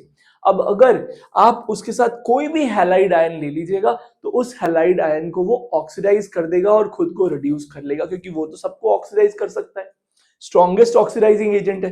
तो कोई भी हैलाइड आयन ले लीजिएगा उसको ऑक्सीडाइज कर देगा और खुद क्या हो जाएगा, रिड्यूस हो जाएगा, चाहे हैलाइड आपका क्लोराइड ब्रोमाइड आयोडाइड कुछ भी हो। लेकिन क्लोरीन लीजिएगा तो वो फ्लोराइड को ऑक्सीडाइज नहीं कर पाएगा, ब्रोमीन लीजिएगा तो वो फ्लोराइड और क्लोराइड दोनों को ऑक्सीडाइज नहीं कर पाएगा, क्योंकि अपने को पता है कि जो ऑक्सीडेशन पोटेंशियल का रिडक्शन पोटेंशियल का ऑर्डर है वो क्या है हैलोजेंस में, fluorine than chlorine than bromine than iodine in decreasing order. तो ये ध्यान रखिएगा। अब सवाल ये उठता है कि क्यों है ये स्ट्रॉन्गेस्ट ऑक्सीडाइजिंग एजेंट, ऐसा क्या है इसमें। ये देखिए, अगर हम लोग पूरे प्रोसेस को समझने की कोशिश करें कि ऐसा क्या हो रहा है कि फ्लोरीन इतना अच्छा ऑक्सीडाइजिंग एजेंट है, तो इसको स्टेप बाय स्टेप ब्रेक करना पड़ेगा कि फ्लोरीन को हम अगर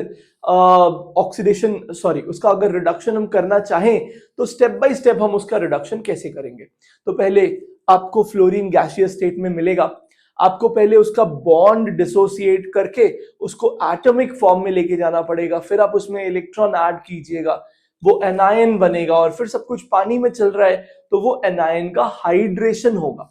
तो ये बहुत सारे स्टेप्स हैं। इनफैक्ट अगर आप ब्रोमीन और आयोडीन के बेसिस पे सोचिएगा तो आपको समझ आएगा कि ये तो ऐसे ही रेस हार चुका है, क्योंकि ब्रोमीन लिक्विड होता है, पहले उसको गैस भी बनाना पड़ेगा, और आयोडीन सॉलिड होता है तो उसको भी गैस पहले बनाना पड़ेगा। और आपको पता है अगर रिक्वायर्ड एनर्जी ज्यादा है तो वो प्रोसेस फेवरेबल नहीं है।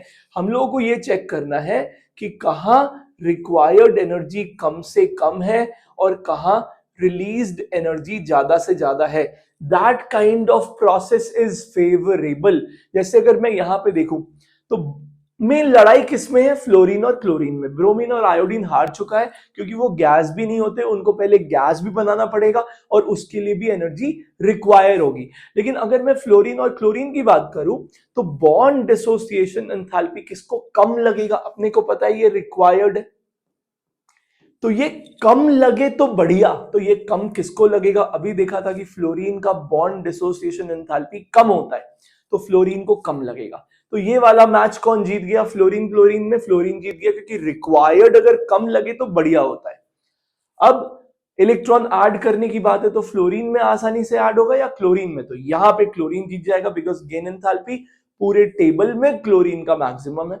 तो ये मैच क्योंकि ये रिलीज्ड है तो ये ज्यादा से ज्यादा रिलीज होना फेवरेबल होता है, और यहां पे कौन जीत गया, क्लोरीन जीत गया, किसके ऊपर, फ्लोरीन के ऊपर। 1-1 से मैच टाई चल रहा है, लेकिन यहाँ पे फ्लोरीन ने सबको बीट कर दिया बिकॉज उसका एनायन बहुत छोटा होता है, तो हाइड्रेशन बहुत ज्यादा होगा और हाइड्रेशन एंथैल्पी बहुत ज्यादा होगा, और इसके वजह से आप ऐसा कह सकते हैं कि फ्लोरीन बेस्ट ऑक्सीडाइजिंग एजेंट है, या उसका ऐसा कह सकते हैं कि रिडक्शन पोटेंशियल मैक्सिमम है। आप देख पा रहे हैं फ्लोरीन अगर पानी के साथ रिएक्ट करेगा तो वहां भी वो पानी के ऑक्सीजन को ऑक्सीडाइज कर दे रहा है और खुद रिड्यूस हो जा रहा है, जबकि बाकी हैलोजेंस, आयोडीन तो रिएक्ट ही नहीं करता पानी के साथ, बाकी अगर क्लोरीन और ब्रोमीन की बात करें तो उनका डिस्प्रपोर्शनेशन होता है। यहाँ पे 0 ऑक्सीडेशन स्टेट में थे, यहाँ -1 और यहाँ +1, तो रिडक्शन भी हुआ और ऑक्सीडेशन भी हुआ। तो बाकी क्लोरीन और ब्रोमीन की अगर बात करें तो उनका पानी के साथ जब रिएक्शन कराते हैं तो डिस्प्रपोर्शनेशन होता है, जबकि अगर फ्लोरीन का पानी के साथ कराते हैं तो उसमें फ्लोरीन रिड्यूस होता है, ऑक्सीजन पानी वाले ऑक्सीजन को ऑक्सीडाइज कर देता है। Reaction of iodine with water is non spontaneous, पानी के साथ आयोडीन रिएक्ट नहीं करता, इनफैक्ट उल्टा है। अगर आपने आयोडाइड को ले लिया एसिडिक मीडियम में ऑक्सीजन के साथ, तो यहां ऑक्सीजन तक आयोडाइड को ऑक्सीडाइज कर देता है और आयोडीन बना देता है, खुद रिड्यूस हो जाता है ऑक्सीजन, यहां -2 ऑक्सीडेशन स्टेट में आ गया। ध्यान से देखिएगा, इंपॉर्टेंट है, सारे स्लाइड में सिर्फ मैंने जो बहुत ही इंपॉर्टेंट बातें हैं वही लिखी हैं और कुछ नहीं लिखा है। देखो ध्यान से, एनोमलस बिहेवियर ऑफ फ्लोरीन, ये हमने देखा है कि जनरली सेकेंड पीरियड वाले जो हैं उनका बिहेवियर अपने ग्रुप के एलिमेंट से अलग ही होता है, एनोमलस बिहेवियर दिखाते हैं, ये ऑलरेडी हमने देख रखा है। इसका रीजन क्या दे रखा है, ionization enthalpy, electronegativity, electrode potential, ये वैल्यूज ज्यादा मिली है एक्सपेक्टेड से, ionic covalent radii, melting point, boiling point, enthalpy of bond dissociation और गेन एंथैल्पी कम मिला है, और रीजन दे रखा है small size, high electronegativity, low fluorine fluorine bond dissociation enthalpy and non availability of d orbit. ठीक है, अब देखो, तो पहले रीजन की बात कर लेते हैं। ऑब्वियस है, स्मॉल साइज, साइज इसका एक्सेप्शनली स्मॉल है। आप देखोगे फ्लोरीन का साइज 64 पिकोमीटर है, फ्लोरीन का साइज 64 पिकोमीटर है, काफी कम है। अपने ग्रुप में भी आप देखोगे तो बहुत कम है, 64, 99, 114, 133, देखो यहां ज्यादा डिफरेंस नहीं है, 99 से 114, 114 से 133, लेकिन ये जो 64 से 99 गया है ये 1.5 टाइम्स हो गया सीधा एक बार में। तो इसीलिए जो डिफरेंस है साइज में फ्लोरीन और क्लोरीन के अंदर वो बहुत ज्यादा है, और उसकी वजह से डिफरेंस आ रहा है फ्लोरीन और बाकियों के बिहेवियर में। हाई इलेक्ट्रोनेगेटिविटी डिफरेंस भी आप देख लो, फ्लोरीन 4 पे है, क्लोरीन सीधा 3.2 पे आ गया है, ब्रोमीन थोड़ा नीचे गया है 3 पे, और आयोडीन भी थोड़ा नीचे गया है, यहां डिफरेंस ज्यादा है। और ये लोन पे रिपल्शन की वजह से एफएफ का बॉन्ड डिसोसिएशन एंथैल्पी कम है, और अपने को पता है सेकंड पीरियड वालों के पास डी ऑर्बिटल नहीं होता है, तो non availability of D orbital तो है ही।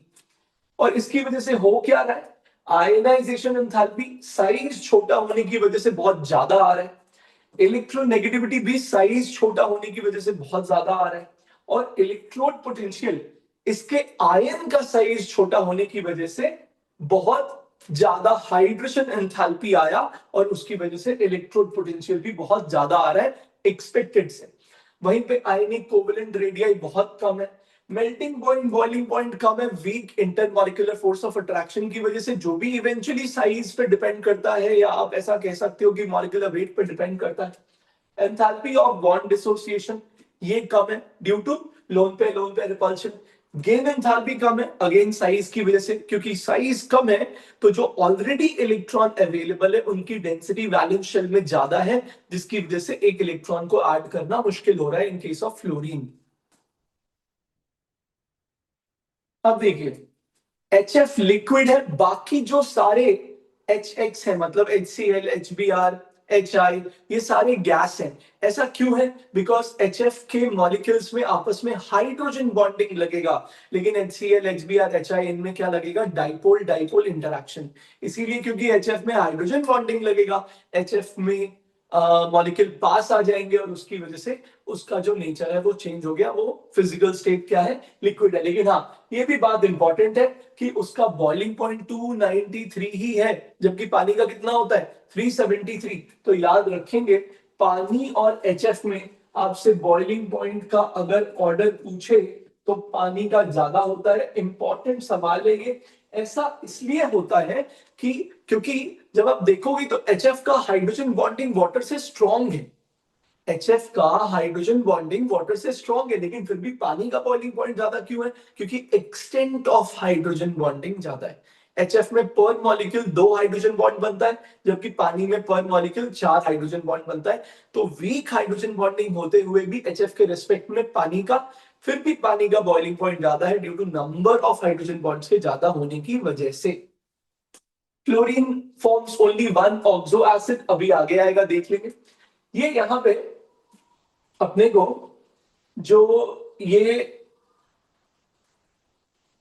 हाइड्रोजन हैलाइड्स हैं उनके प्रॉपर्टी को कंपेयर किया हुआ है, देख लेते हैं, बहुत ही इंपॉर्टेंट है। देखिए, जैसे HF, HCl, HBr, HI melting point, अब आप इसमें देख सकते हैं कि मेल्टिंग पॉइंट में HF जो है वो हाईएस्ट नहीं है।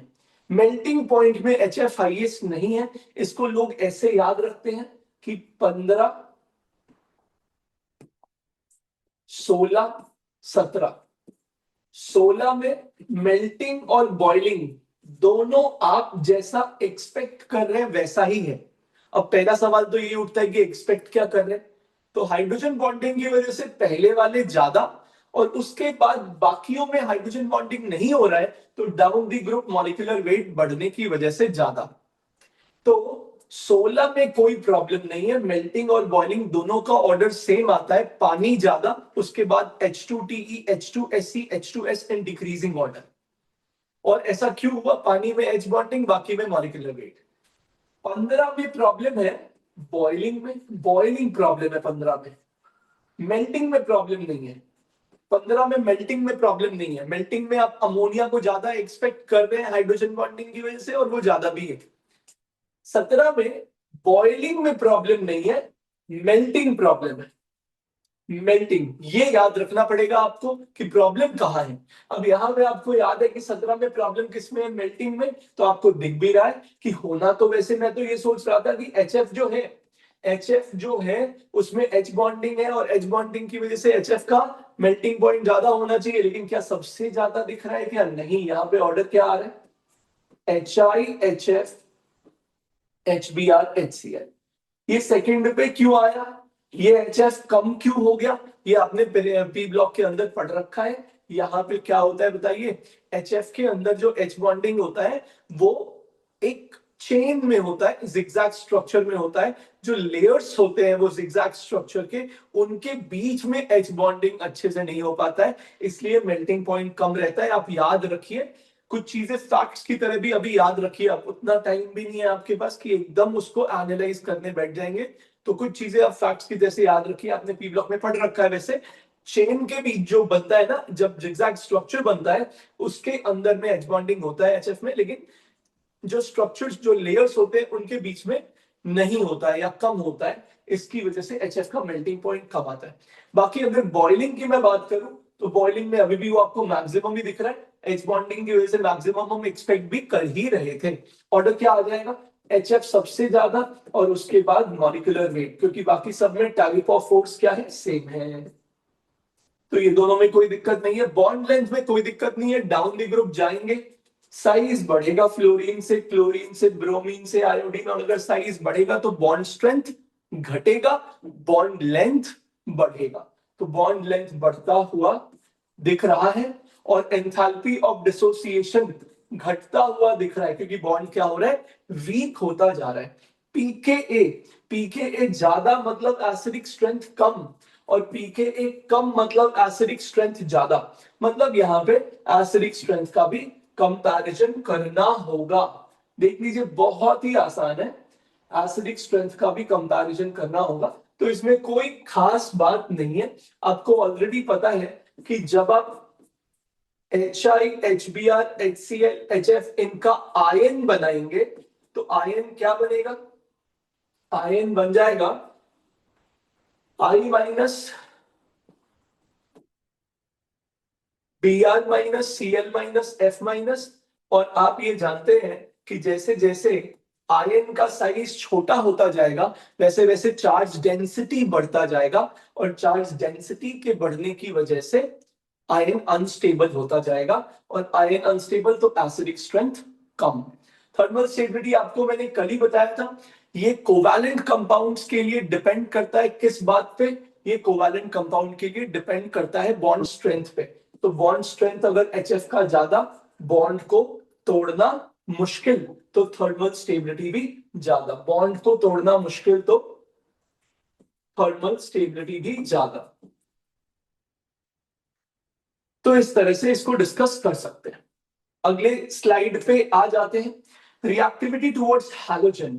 देखिए इसमें बहुत सारा सवाल है, हर लाइन में सवाल है, तो अभी बहुत ज्यादा आप इसके लॉजिक पे मत जाइए, वो आपने जब पी ब्लॉक किया है तो वहां पे सब इसके लॉजिक्स कर रखे हैं, लेकिन अब आप फैक्ट की तरह कुछ चीजें याद रखिए, इसमें बहुत सारे सवाल बन रहे हैं। जितने इंपॉर्टेंट पॉइंट है एनसीईआरटी के सब लिख दिए, तो देख लो। अगर पहले फ्लोरीन की बात करें तो फ्लोरीन दो ही कंपाउंड बनाता है ऑक्सीजन के साथ, और इनको ऑक्साइड नहीं बोल सकते, इनको फ्लोराइड बोलना पड़ेगा, क्योंकि फ्लोरीन पे नेगेटिव है यहाँ तो ऑक्सीजन पे पॉजिटिव है। ऑक्साइड तब बोलते हैं जब ऑक्सीजन पे नेगेटिव होता है, तो ये दोनों फ्लोराइड ऑफ ऑक्सीजन, ये दो ही टाइप के हैं। उसमें भी सिर्फ OF2 ही रूम टेम्परेचर पे थर्मली स्टेबल होता है, O2F2 रूम टेम्परेचर पे थर्मली स्टेबल नहीं होता है। दोनों के दोनों स्ट्रॉन्ग फ्लोरीनेटिंग एजेंट्स हैं, मतलब फ्लोरीन को आसानी से लिबरेट कर देते हैं। एक इंपॉर्टेंट रिएक्शन दे रखा है, O2F2 को यूज किया जाता है स्पेंट न्यूक्लियर फ्यूल, मतलब ऑलरेडी जो न्यूक्लियर फ्यूल का यूज हो चुका है उसके अंदर जो प्लूटोनियम बाकी रह जाता है, उस प्लूटोनियम को निकालने के लिए in the form of PuF6 किसका यूज करते हैं हम लोग, O2F2 का यूज करते हैं to remove plutonium in the form of PuF6 from spent nuclear fuel। used nuclear fuel में से प्लूटोनियम एक्सट्रैक्ट करना है किसके फॉर्म में, PuF6 के फॉर्म में। इसमें हम यूज करते हैं O2F2 का। स्टेबिलिटी ऑफ ऑक्साइड्स के बारे में बहुत कुछ दे रखा है। जो ऑक्साइड्स होते हैं इन जनरल उसका स्टेबिलिटी आयोडीन के साथ ज्यादा होता है, फिर क्लोरीन, फिर ब्रोमीन। याद रखेंगे ब्रोमीन में होता है मिडिल रो एनोमली, तो ब्रोमीन के ऑक्साइड्स का स्टेबिलिटी कम होता है, पहले ये याद रख लिया। दूसरा, हायर ऑक्साइड्स जो होते हैं, हायर मतलब हायर ऑक्सीडेशन स्टेट वाले ऑक्साइड्स जो होते हैं, उनकी स्टेबिलिटी लोअर ऑक्सीडेशन स्टेट वाले ऑक्साइड से ज्यादा होती है। ये चार ऑक्साइड दे रखे हैं क्लोरीन के, these are very reactive, these are good oxidising agents. ये एक्सप्लोड हो जाते हैं, आपसे पूछ सकता है, ये OCl2 है, बहुत पॉपुलर है। OCl2 एक्सप्लोड हो जाता है, अनस्टेबल होता है। ClO2 आपने देख रखा है, ClO2 आसानी से डाइमेराइज नहीं होता है, ये आपने बॉन्डिंग में भी देख रखा है। Cl2O6 ये बेसिकली ClO3 का डाइमर है, Cl2O7। ये जो ऑक्साइड्स हैं ये आसानी से क्या हो जाते हैं, एक्सप्लोड हो जाते हैं, these are good oxidising agents. इसमें ClO2 जो है it is used as bleaching agent for paper, pulp, textile and in water treatment, bleaching agent की तरह एक्ट करता है, याद रख लीजिए। ब्रोमीन में दिया Br2O, BrO2, BrO3 are least stable halogen oxides. अभी बताया था ब्रोमीन के ऑक्साइड्स कम स्टेबल होते हैं, वेरी पावरफुल ऑक्सीडाइजिंग एजेंट। अगर कम स्टेबल है तो मतलब टूटेगा, टूटेगा तो ब्रोमीन और ऑक्सीजन देगा, अगर ऑक्सीजन देगा तो खुद रिड्यूस हो गया तो दूसरे को क्या करेगा, oxidise. I2O5 is used in estimation of CO। I2O5 भी बहुत स्ट्रॉन्ग ऑक्सीडाइजिंग एजेंट होता है। तो क्या होता है, जब आप उसको कार्बन मोनोऑक्साइड से ट्रीट करेंगे तो आयोडीन और CO2 देगा। इस आयोडीन को एस्टिमेट कर लिया जाता है विथ हाइपो, ये सोडियम थायोसल्फेट के सॉल्यूशन के साथ, जिसको हम लोग हाइपो बुलाते हैं, उसके साथ ये पता लगा लिया जाता है कि आयोडीन कितना निकला। और आपको पता है CO और आयोडीन का नंबर ऑफ इक्विवेलेंट इक्वल होगा क्योंकि वो एक ही रिएक्शन के पार्ट हैं। तो आयोडीन का पता चल गया तो CO का पता भी चल जाएगा।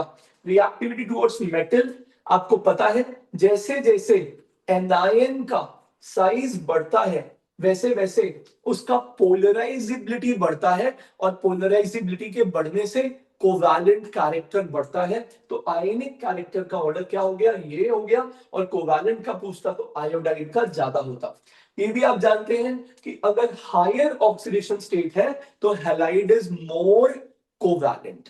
आपको अगर बोल दे SnCl2 और SnCl4 में ज्यादा कोवैलेंट कौन है, ऑब्वियसली SnCl4। जितना ज्यादा ऑक्सीडेशन स्टेट होगा उतना ज्यादा वो कंपाउंड कोवैलेंट होगा। Inter halogen compounds halogen halogen के साथ भी रिएक्ट करता है। और ये 3 फॉर्मेट लिखे हैं।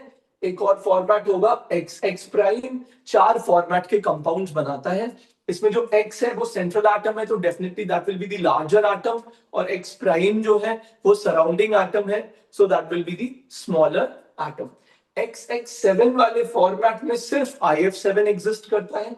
5 में भी आप सिर्फ फ्लोरीन को ही सराउंडिंग एटम ले पाते हैं। यहां तक भी आप सराउंडिंग में क्लोरीन या ब्रोमीन नहीं ले पा रहे। XX3 में जाके आप क्लोरीन को सराउंडिंग एटम में ले पाते हैं क्योंकि सराउंडिंग एटम अगर आपने बड़े बड़े ले लिए तो काफी स्टेरिक रिपल्शन होने लगेगा और कंपाउंड क्या हो जाएगा, अनस्टेबल। XX प्राइम आप हर तरह का बना सकते हैं। फ्लोरीन जो है वो इंटर हैलोजन कंपाउंड से ज्यादा रिएक्टिव होता है अपने लो बॉन्ड डिसोसिएशन एंथैल्पी की वजह से। ऑक्सो एसिड्स ऑफ हैलोजन की बात करें तो इसमें सिर्फ क्लोरीन ही ऐसा है जो ये चारों टाइप के ऑक्सो एसिड्स बनाता है, हाइपोक्लोरस, क्लोरस, क्लोरिक और हाइपोक्लोरिक। जबकि ब्रोमीन और आयोडीन ये ब्रोमस और आयोडस नहीं बनाते हैं। और फ्लोरीन तो सिर्फ एक ही ऑक्सी एसिड बनाता है क्योंकि वो तो इनके जैसा इतना सारा ऑक्सीडेशन स्टेट नहीं दिखा सकता है। जैसे यहाँ पे क्लोरीन का स्टेट 1 है, यहाँ 3 हो गया, यहाँ 5 हो गया, यहाँ 7 हो गया, बट वो चीज फ्लोरीन के लिए पॉसिबल नहीं है। और कुछ इंपॉर्टेंट शेप्स आपको पूछ सकता है इस चैप्टर से यहां से। तो जैसे BrF3 क्या होगा, 3 बॉन्ड, 3 सिग्मा बॉन्ड हर फ्लोरीन के साथ सिंगल बॉन्ड। वैलेंस इलेक्ट्रॉन 7 है, बॉन्ड बनाया 3, बच गया 4, तो उसमें से 2 हो गया लोन पेयर। 3+2 को क्या बुलाते हैं, T shape. Similarly BrF5 bond बनाया 5, lone pair 1, square pyramid.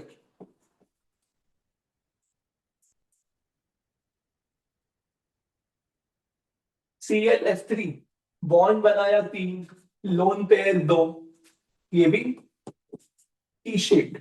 Obviously ये सारे बेंड टी शेप्ड होते हैं तो वो चिंता नहीं है। ये स्क्वायर पिरामिडल भी एग्जैक्टली ऐसा नहीं होता कि बिल्कुल स्क्वायर पिरामिडल की जैसा, ये भी थोड़ा बेंड होगा। जैसे अगर आप BrF5 बनाएंगे तो आप तो ऐसे सोचेंगे कि चलो 4 बॉन्ड ऐसे प्लेन में बना देते हैं और एक यहाँ पे ले लेते हैं बॉन्ड और यहाँ एक लोन पेयर ले लेते हैं, तो ऐसा नहीं है। ये लोन पेयर इनको रिपेल करेगा ज्यादा, किसके मुकाबले, ये बॉन्ड पेयर के मुकाबले। और ये चारों फ्लोरीन को ऊपर की तरफ बेंड कर देगा। बट ध्यान रखिएगा ये बेंड होने के बाद भी चारों फ्लोरीन एक ही प्लेन में होंगे, ब्रोमीन के प्लेन में नहीं होंगे। ब्रोमीन नीचे रह जाएगा, फ्लोरीन ऐसे ऊपर की तरफ बेंड हो जाएंगे, बट चारों फ्लोरीन अभी भी एक ही प्लेन में रहेगा। ये सब भी टी शेप्ड है पर बेंड टी शेप्ड है। जैसे अगर आप ClF3 बनाते हैं तो ये F दो एक्सियल में, एक F इक्वेटोरियल में और इक्वेटोरियल में 2 लोन पे। तो ये लोन पेयर ज्यादा रिपेल करेगा, ये बॉन्ड पेयर कम रिपेल करेगा। तो ये सारे बॉन्ड्स एक्चुअली बेंड हो चुके हैं। ये ऐसे बेंड हो चुका है कुछ इस तरह से, ऐसे रहेगा ये एक्चुअली। तो ये सब बेंड टी शेप होते हैं। बट फिर भी अगर आपसे ये पूछ ले कि कितने फ्लोरीन एक प्लेन में है तो प्लेन वही रहेगा। जैसे पहले ऐसे सीधे बॉन्डेड थे, अभी ऐसे मुड़ गए, बट ये वाले फ्लोरीन के प्लेन में ही है वो, ये फ्लोरीन के प्लेन में ही है तीनों। चलिए ICl3 यहां से अगर आप निकालना चाहिएगा तो वही आएगा, 3 bond 2 lone pair, bend T shape. लेकिन एक्चुअली ICl3 जो है वो I2Cl6 बना के एग्जिस्ट करता है, डाइमेराइज हो जाता है through coordinate bond, chlorine bridge bonding कर लेता है। जैसे अगर मैं यहां पे आपको बताऊं, आप कुछ ऐसा इसको समझिए, ICl3 है और एक दूसरा ICl3 है, और यहाँ पे क्लोरीन ने यहाँ कोऑर्डिनेट बना लिया आयोडीन के साथ, और यहाँ क्लोरीन ने यहाँ कोऑर्डिनेट बना लिया आयोडीन के साथ। और आयोडीन के पास अपने दो लोन पेयर तो थे ही सही, तो वो दो लोन पेयर तो उसके पास है ही, तो ये हो गया 4 sigma 2 lone pair, 4 sigma 2 lone pair हो गया आयोडीन, और ये क्या हो गया, स्क्वायर प्लेनार हो गया। याद रखेंगे कि क्या हो गया, स्क्वायर प्लेनार हो गया। और IF7 7 बॉन्ड 9 लोन पेयर, ये हो गया पेंटागोनल बाइपिरामिड, पेंटागोनल बाइपिरामिड। ग्रुप 18 स्टार्ट करते हैं। ग्रुप 18 में अपने को पता है नोबल गैसेस होते हैं, एलिमेंट्स कौन से हैं अपने को पता है, लास्ट में कौन होता है, ऑर्गेनोसॉन, है ना। ऑर्गेनोसॉन का एटॉमिक नंबर कितना है, 118, लास्ट एलिमेंट है, ठीक है। All noble gases except radon occur in atmosphere, ठीक है। एटमॉस्फेरिक अबंडेंस क्या है, इन सबका मिला के 1% है, सबका मिला के एटमॉस्फेरिक अबंडेंस 1% है। In dry air by volume, है ना। और उसमें मेनली कौन होता है, आर्गन होता है, मेनली आर्गन होता है। हीलियम और नियॉन जो है वो रेडियो एक्टिव ओरिजिन के जो मिनरल्स होते हैं उनमें मिल सकता है, हीलियम ज्यादा मिलता है, नियॉन कम मिलता है। एलिमेंट्स सॉरी, वो रेडियो एक्टिव ओरिजिन के मिनरल्स कौन से हैं, पिच ब्लेंड, मोनाजाइट, क्लीवाइट, ठीक है। इसमें जीनोन और रेडॉन जो है ये रेयरेस्ट है, ठीक है, ये कम मिलता है। अपने ग्रुप में रेयरेस्ट है। रेडॉन जो है it is obtained as decay product of radium, radium के डीके प्रोडक्ट में जब रेडियम से क्या निकला है, अल्फा निकला है, जब रेडियम से अल्फा पार्टिकल निकला है तो क्या मिल गया, रेडॉन मिल गया। ये कुछ कुछ पॉइंट्स याद रख लेंगे। इसके बाद देखते हैं atomic and physical properties of group 18 elements. Atomic number याद रखिएगा, कॉन्फ़िगरेशन में कोई दिक्कत नहीं है, कॉन्फ़िगरेशन में दिक्कत सिर्फ डी और एफ में आता है, इसीलिए पी ब्लॉक में मैंने कॉन्फ़िगरेशन बिल्कुल भी डिस्कस नहीं किया है, इसमें कोई एक्सेप्शन है ही नहीं, आपको सीधा खुद से जो लिख के आप लाइएगा वही वाला आ जाएगा। एटॉमिक नंबर याद कर लीजिएगा, जैसे मैंने बोला लास्ट एलिमेंट जो है वो ऑर्गेनोसॉन है, उसका एटॉमिक नंबर क्या है, 118। रेडॉन इनमें से क्या है, रेडियो एक्टिव। रेडियो एक्टिव बोलने का ये मतलब नहीं होता कि ये रेडियो एक्टिव नहीं हो सकते हैं, रेडियो एक्टिव बोलने का ये मतलब होता है कि उसका सारा आइसोटोप रेडियो एक्टिव है, बाकी में नॉन रेडियो एक्टिव और रेडियो एक्टिव दोनों टाइप के आइसोटोप्स होते हैं।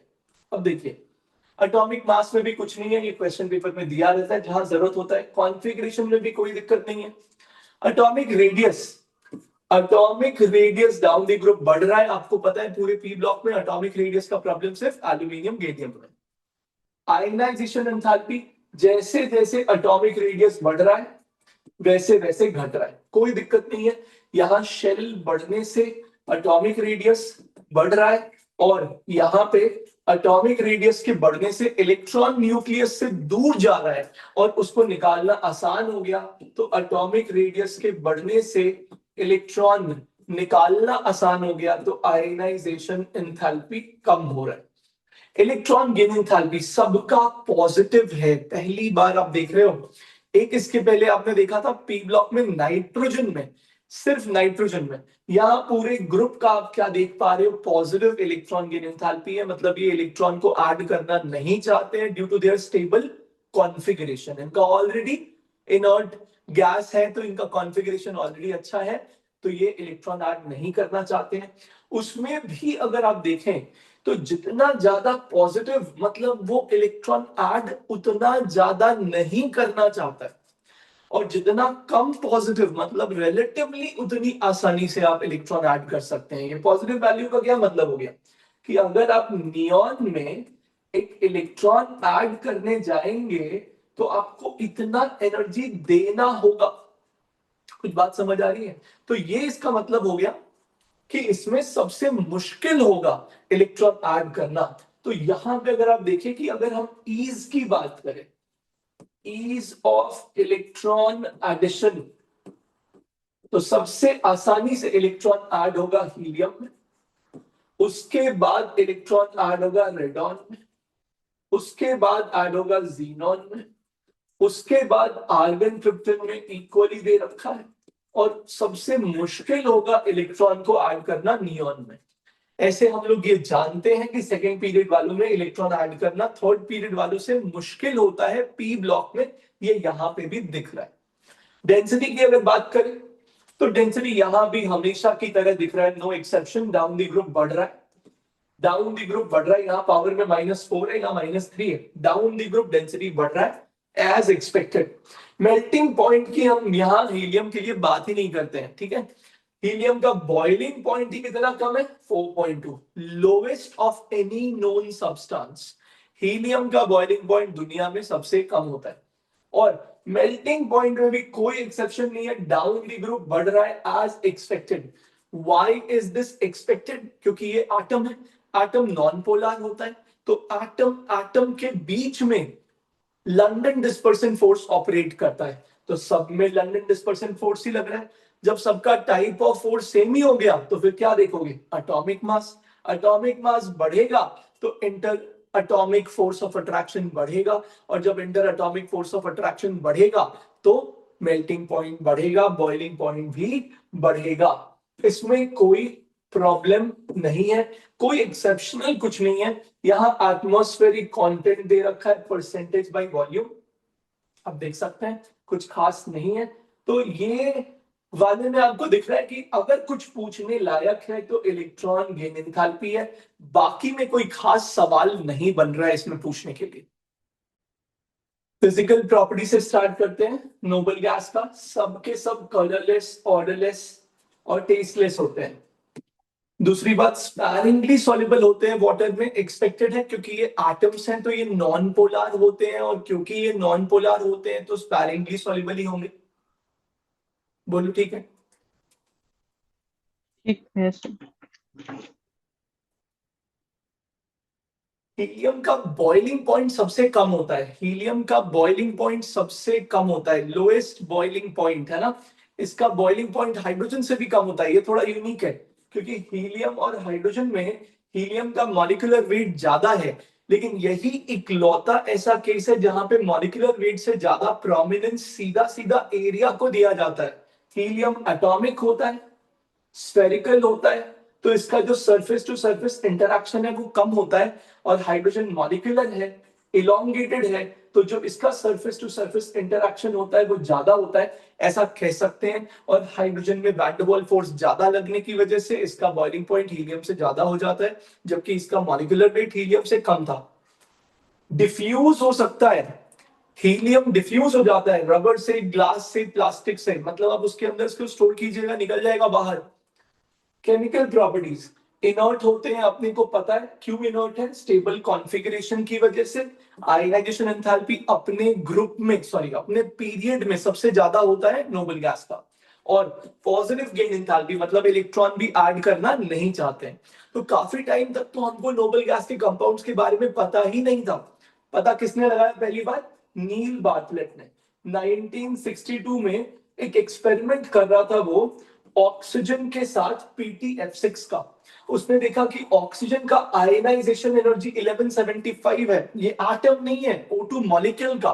तो उसने देखा कि इसका तो आयनाइजेशन एनर्जी बहुत ज्यादा है, लेकिन जब उसने इसको रिएक्ट कराया PtF6 के साथ तो इसने ऑब्जर्व किया कि इलेक्ट्रॉन का ट्रांसफर हो रहा है, O2 प्लस बन रहा है, PtF6 इलेक्ट्रॉन गेन कर रहा है, यानी PtF6 क्या है, बहुत ही स्ट्रॉन्ग ऑक्सीडाइजिंग एजेंट है, वो O2 को ऑक्सीडाइज कर पा रहा है, O2 प्लस बना पा रहा है।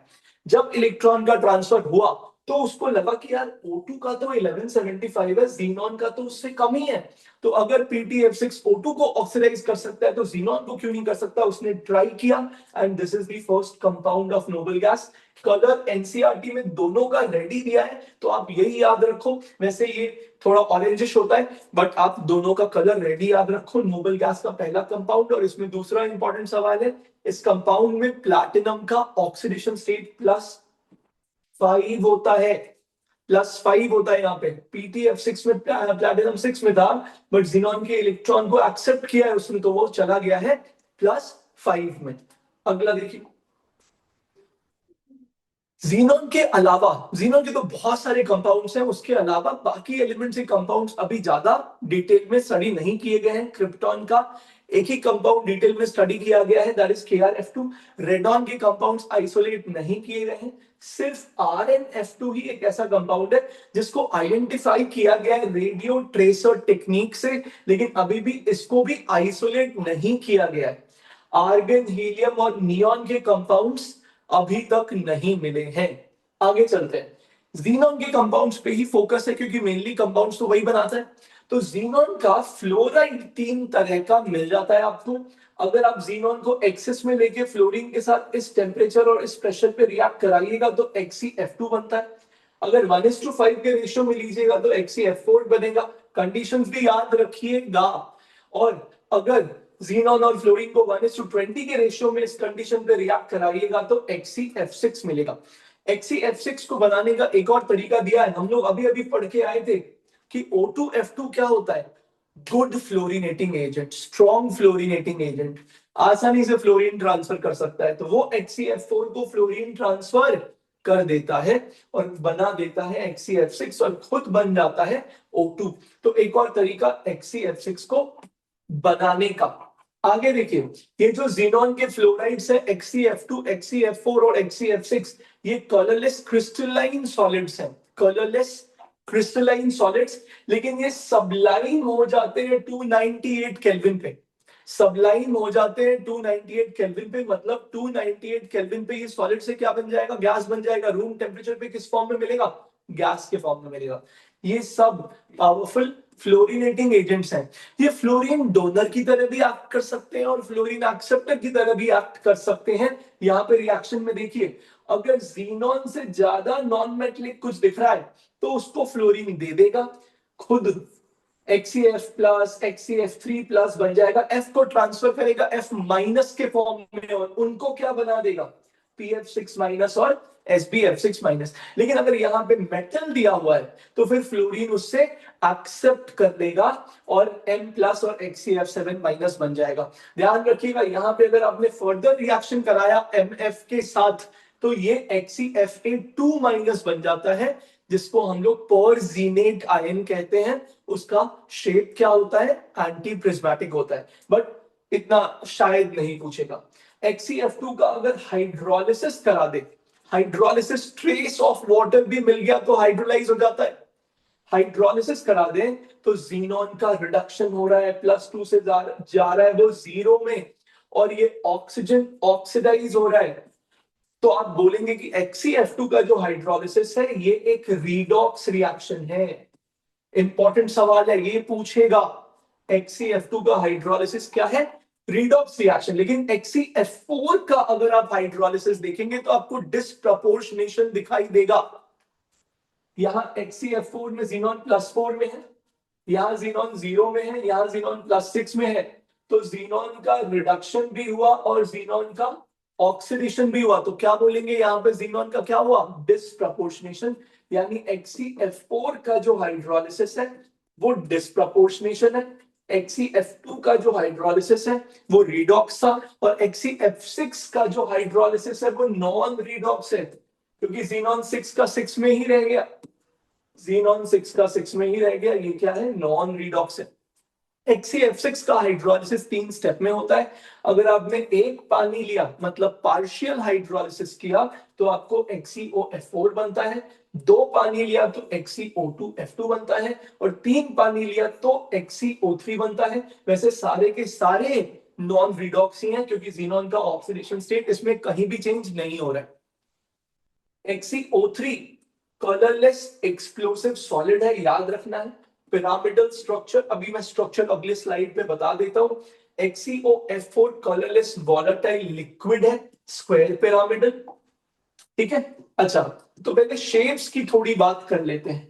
शेप्स की थोड़ी बात कर लेते हैं, जैसे आ गया XeF2, 2 सिग्मा बॉन्ड फ्लोरीन के साथ, और जीनॉन का वैलेंस इलेक्ट्रॉन है 8, बच गया 6 इलेक्ट्रॉन, मतलब 3 लोन पेयर। तो इसका शेप हो गया लीनियर, ज्योमेट्री 2+3 5 है, हाइब्रिडाइजेशन sp3d। तो इसका इलेक्ट्रॉनिक ज्योमेट्री क्या बोलेंगे, ट्राइगोनल बाइपिरामिड। सिमिलरली XeF4 लीनियर, मतलब ये परफेक्टली लीनियर है, ध्यान रखिएगा। इसमें fluorine xenon fluorine bond angle exactly 180 आएगा। इसमें HCF4 की बात करें तो 4 बॉन्ड बन गया, 8 वैलेंस में से 4 बाकी रह गया, तो 2 lone pair, 4+2 is sp3d2। The geometry is octahedral, shape हो जाएगा इसका स्क्वायर प्लेनार, और ये भी एग्जैक्टली प्लेनर है, क्योंकि एक लोन पेयर प्लेन के ऊपर होता है और एक लोन पेयर प्लेन के नीचे होता है। तो यहाँ पे एग्जैक्टली एंगल्स 90 हैं, ये सारे कितने हैं, ऐसे 4 90 डिग्री के बॉन्ड एंगल है यहाँ पे। XeF6 जो है, इसको गैसियस स्टेट में डिस्कस किया हुआ है, ध्यान रखिएगा। ये है 6 बॉन्ड, एक लोन पेयर, sp3d3। इसका ज्योमेट्री पेंटागोनल बाइपिरामिडल, इसका शेप आता है डिस्टॉर्टेड या कैप्ड ऑक्टाहेड्रल।